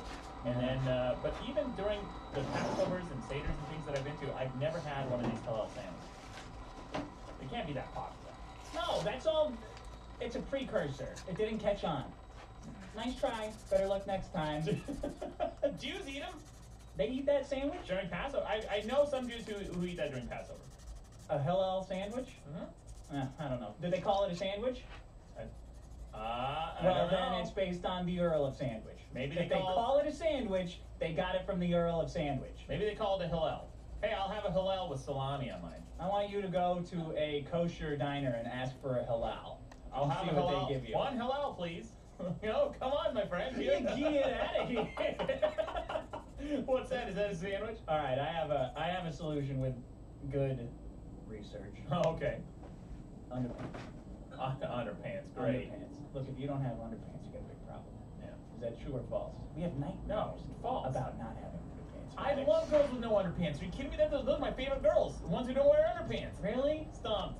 Get a snail trail all over your couch? That's what you want? Oh, no, man. No, underpants. A good pair of underpants is like icing on the cake, man. You don't want to give that up. Yeah. Why do they got no underpants? They gotta let it air out? Come on. Yeah, man. Especially in Greece. Have you ever been to Greece? No. Dude, chicks in Athens don't like to wear panties. I saw Jesus Christ. I saw Why? more beaver in Athens than I've seen in Colorado, man. I don't want to see that shit. Why not? It's cool. No. I'll go to a bikini bar, the topless bar, specifically because they wear bottoms. I don't want to see a bunch of roast beef flapping Oh, around get like outta I'm at a kosher deli. See that flappy little pussy? That's awesome. Oh boy, little? Oh my god. Dude, what kind of chicks do you see with not wearing panties and giant ass beavers? Look, you gotta use your solution every day. Okay? You wear underwear every day. Sometimes I sweat. I hope you do. Do you not wear underwear? I would do it. I'm sure you don't need to be coy. Everyone's not biting their lip waiting to see if Maddox actually wears underwear. Ooh, he hinted that he might not wear underwear. I went through a no underwear phase, and I got tired of clipping the tip of my penis with my zipper. Oh. Yeah, wear underwear. Big salute. What do you, that's what happens. Randy, have you ever gone without underwear? No, for good reason. Like, I thought it would be cool to not wear underwear, to act like a swinger, I guess, like some gross mustache 70s porn star. I'm not going to wear underwear. Let's see how let's take this, society. Yeah. It's just a layer of denim and buttons and zippers between El Pino and you. Big mistake. There's a reason you got the underwear on. It's basically just a piss catcher. That's a great reason. Piss driblets are a big problem. As we've seen in the regular show, underwear is the first and only defense you have against piss driblets. Also just like walking and not worrying about it. What do you mean walking? That's not a solution to piss driblets. What are you talking about? I would have accepted a hairdryer. Look, man, I just don't piss all over myself. I'm not a moron. I don't know what to tell you. It's the after. It's the after. It doesn't drip all over me. I don't have a problem with piss driblets. I get every last drop out. You just squeeze it. Look, you can tell a lot about chick. That's true. That's fucking true, man. I know everything I need to know about a chick in terms of the bedroom. Based on her underwear. Oh yeah. Yeah. Like if she's got underwear with like juicy couture is number one. Yeah. Written on the back. Fun. She's got a check. That's like 2 feet of thought. I don't describe it. You can tell a lot about a guy. I had to borrow this guy's underwear one time. What? No, not my dad, Vandy, another guy. Another guy's I was on underwear. vacation. Okay. I was on vacation in Costa Rica, and something had happened to all of my underwear. I forget what happened. I think I dropped them. Shattered them? No, I didn't shit in them in this instance. Something else happened to them. I'm like, guys, I don't want to go around with no underwear. Can someone help me out here? So my buddy, this French-Canadian guy by the name of Gagnon, he comes. He's like, yeah, I got some real good underwear for you. Check this out. It was New Year's a couple years ago, so we thought we were gonna get laid that night. He goes, check this underwear out. He pulls out his special underwear. It's like boxer briefs, but it has like a pouch in the front, like a cup pouch. A cup holder. He's like, yeah. He's like, check this out. It makes your dick look huge. Ah. Okay. I'll try that. I've never tried that kind of underwear before. Let's see what a day in your life is like. Yeah. So I put this underwear on, and sure enough, man, it was like a fabric frame. Yeah, for your dick and balls. Yeah. It was great. It was. I felt like. First of all, I felt like him, but it was like walking a mile in his shoes. It's like, this is what it feels like for Gagnon every day. Oh, dude, your balls are in another man's sack holder. Come on. It's washed. Come on. Yeah, but you don't want that. You don't want to think about that. I wasn't thinking about his dick all day. Why would you be? Yeah, you're wearing his junk holder, man. I don't know. If I put on... you're being such a naysayer about underpants. Why? What do you have against underpants? I think at best... huge solution. They're neutral at best. You don't need them. They're not necessary. Homeless people don't have underpants. Look at them run around. Not necessary, he says. Here, well, let's get to the research. Okay. About 7,000 years ago, there's remains of leather loincloths found by archaeologists. Yeah. This is like one of the first things we invented because they're so important. Yeah, and they're dead. None of them are around. They wore underpants. How useful are they? They all died. Maddox, this is fire and underpants was the most important thing because it's the great equalizer. Underpants? If everyone's holding their dick out, and you see, oh, look, that guy's got a small dick. I don't need to listen to him anymore. Right? But if everyone's got their dicks hidden, you're like, okay, I don't know how big this guy's dick is. Maybe I should listen to the words he's saying and his ideas instead of just writing him off or believing him in the case of maybe he's got a huge dick. Yeah. If without underwear, you'd be going around looking at everyone's dick all day. Yeah, no big deal. Then you're gay. You're not gay.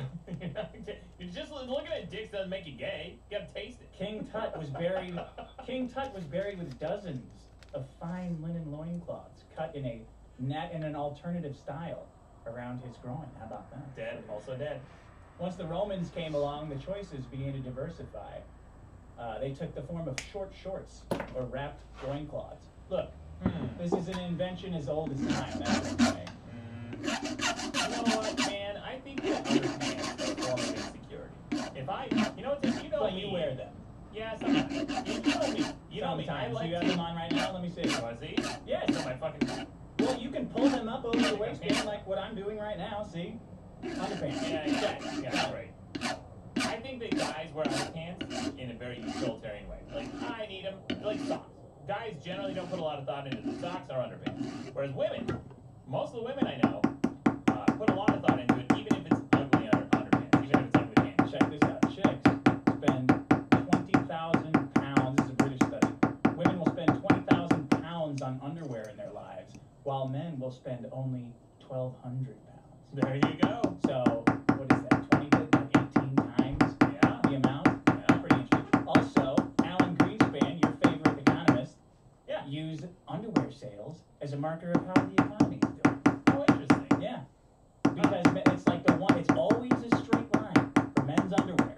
Unless there's a recession, and then it will dip. Oh, interesting. Because that's the one thing men will skimp on. Yeah, because they'll let it get holes in it.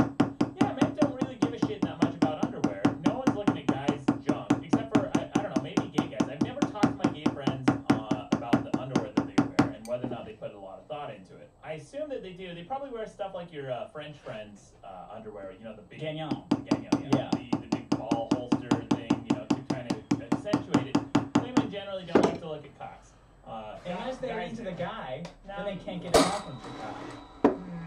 That's, no, I mean, that's your experience. I don't know. Yeah, but, I mean, they want it in their mouths. They don't necessarily want to look at it. No, man, they want you to dress bar, but they're into it. They want dick pics all day. I'm gonna see it from all the. They want a matrix shot of your top, like over 180 degrees, 360 degrees all the way around. No, I don't think so, man. No.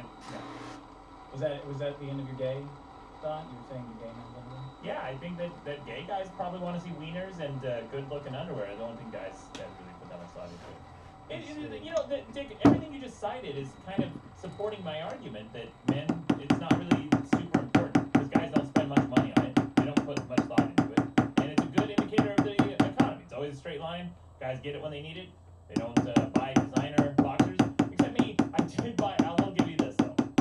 Recently, I was looking on Amazon for funny boxers. I call those thunderpants. Thunderpants, right? So I was looking for, and I found these boxers. I don't know if they were intended for this purpose, if it was by design, but it was a SpongeBob SquarePants boxer. And his giant face was right in the crotch area, and right where the nose is supposed to be was my penis hole. I bought those things and I started wearing them around. I got a big old boner running into things like, look at SpongeBob's nose. There you go, big solution. That's my favorite pair of boxers ever.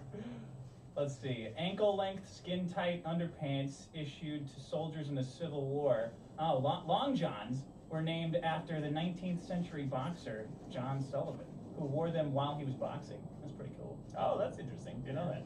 That actually sounds way more believable than the Earl of Sandwich. Why the fuck else would they call it a sandwich, you asshole? I don't know, man. Maybe that guy popularized it. He coined the name of it. He invented it. He ate It's a lot called of inventing it. Jews. Okay, I'll end with this one. Professional wrestlers. What if we didn't have underpants? We're just staring at a bunch of steroid leathery penises? No. Dude. Underpants make professional wrestling what it is. True or false? True or false? Would you watch wrestling way more if they were naked? No. I sure shit would. Oh, fuck no. It'd be hilarious. Especially if they put them in that like weird headlock where their head's like down by their crotch. It's like, oh, is this gonna touch his mouth?